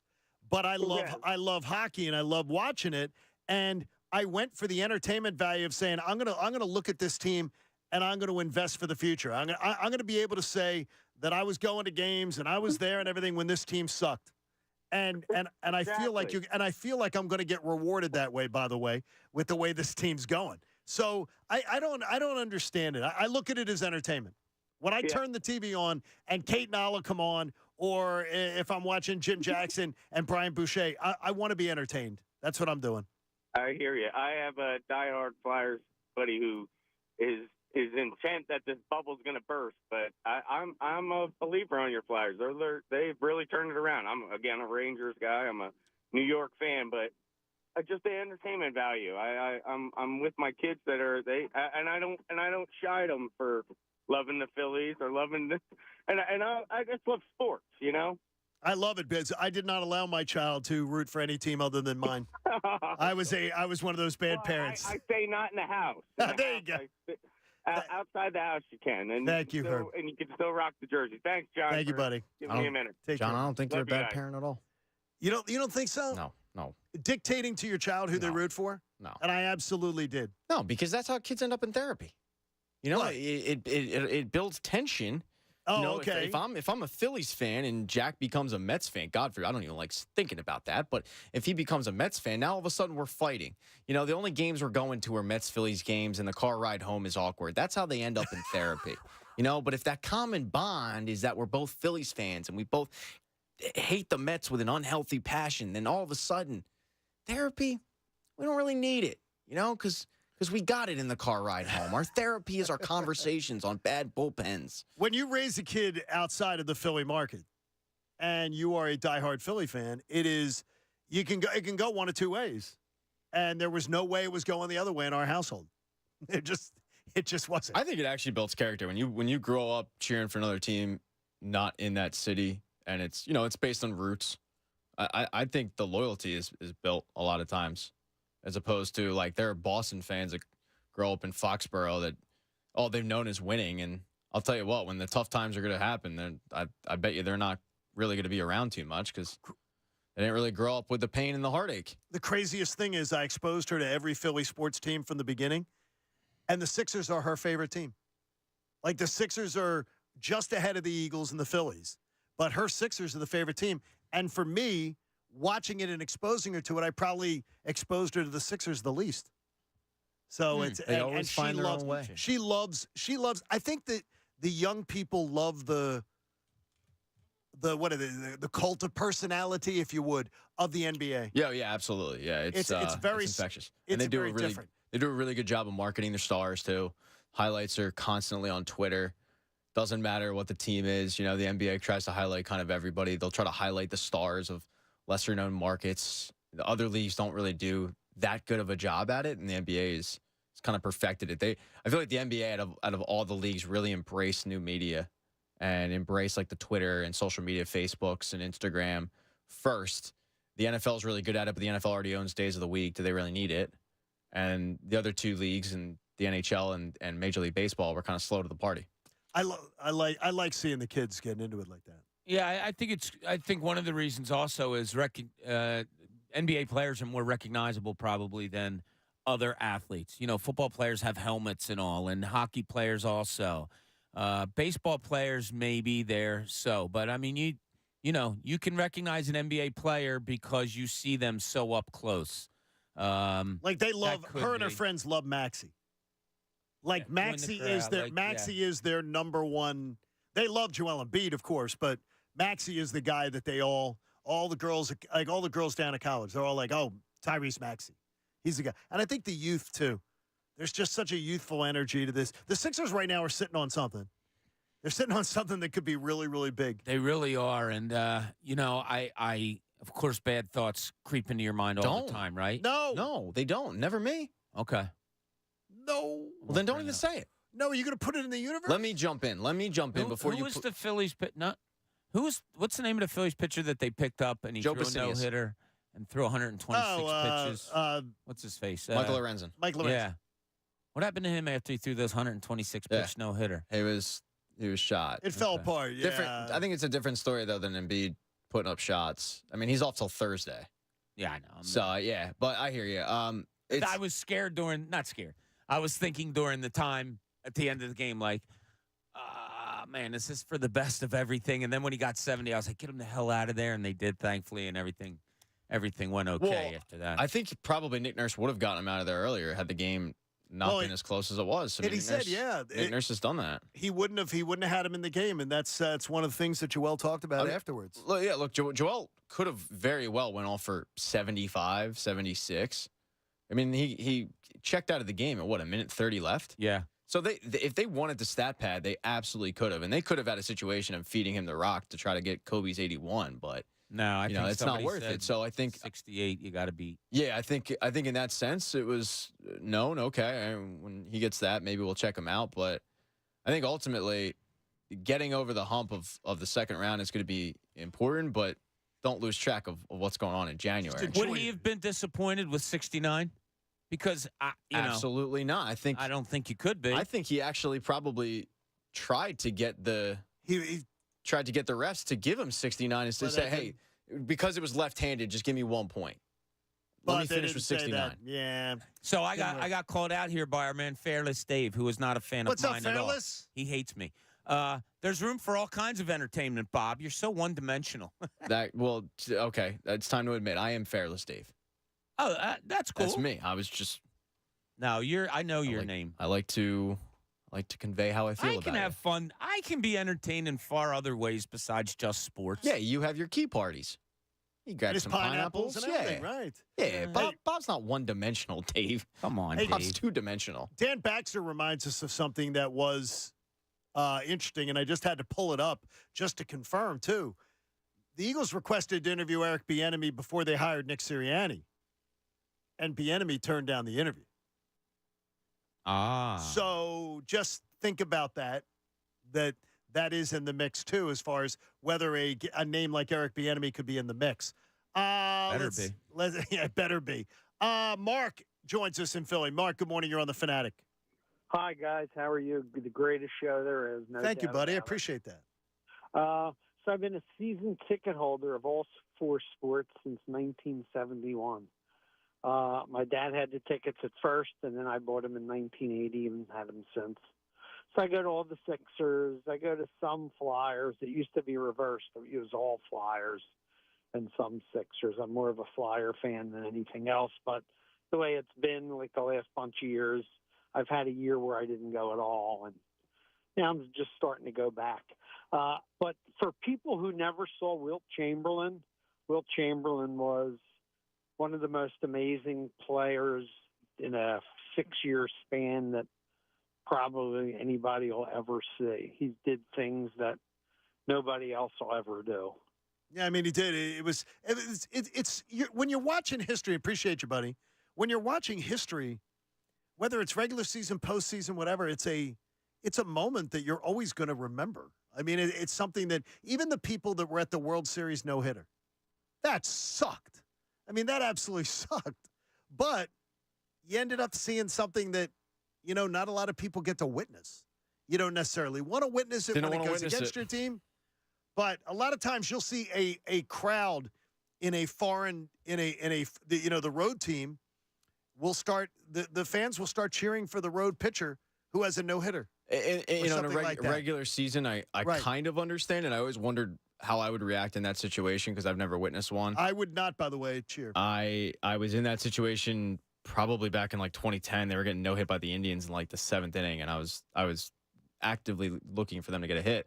But the combined no hitter in the World Series, man, that's like froyo. It's just fake. It's gross. It's a combined no hitter.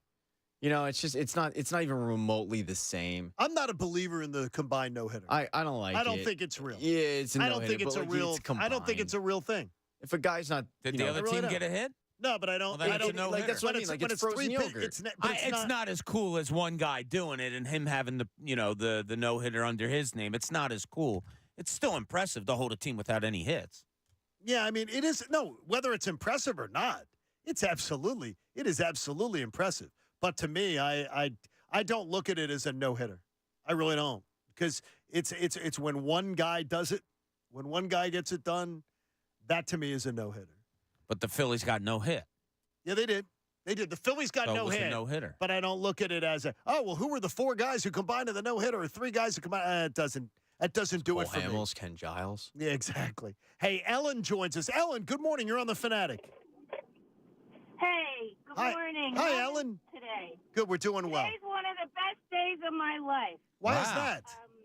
I was at the game last night. Honestly, everything you're saying, history in the making. And not only that, we had a depleted bench. Reed got some quick fouls. Embiid, stepped it up. And, your jaw just dropped. The plays that he was making. And he wasn't the only one. Maxey still did what was that speeding train to the bucket? Oubre was still amazing. Yet everyone, including the bench, everyone was cheering every move he made. And when he came back in the fourth quarter, the energy in Wells Fargo was unbelievable. Every time he touched the ball, people were unbelievable. And either you're a basketball fan or you're not a basketball fan, but any basketball fan just went crazy last night. I love it, Ellen, and you're having a great morning because of it, because you were so entertained. Yeah, and what you were saying earlier about, there are certain games, watching Maxey hit a 30-piece or, watching the defense pick up. But I just wanted to make one other comment about Embiid. Every year he works on his game. And, last year you thought, oh, my God, he can't possibly get any better. And now his assists are up. And his turnovers are down. So, this guy is the real deal. And He is. He works on the game, and he makes himself better every year. Thank you so much, Ellen. Thanks, Ellen. Glad you had such a great night. She had a great, great time. Love hearing that. She Yeah, had a that's great awesome. time. It's pure happiness. Ellen sounds so young. I think you had the same reaction I did. Ellen sounds so young. I was wondering if it was a 12-year-old boy trying to get off his but no. It's just nice to hear people happy about yes. Philadelphia sports, because the last 2 months have not really been that. Well, and I know some people will go like, well, you haven't been paying attention to the right sports. Look, I get it, but the Eagles are number one during football season. That's kind of the way it goes. And until that ends, then you start focusing on the other ones. And we talked about it yesterday. I mean, the perfect example was Sixers playing Denver the night after Eagles season ends. And it was like, all right, this is like the perfect cleansing and the ushering in of, for a lot of people, like focusing on the NBA. It's weird you say that, Pat, because I got a gentleman here, Nicholas, who loves the show in the morning. He said you and Pat should save the back pats for Jeffrey Lurie and for the front office for spending money like that. Of course, they want to win. Coming out with a story like that today when this team is in total disarray just sort of falls hollow on me. That's cool.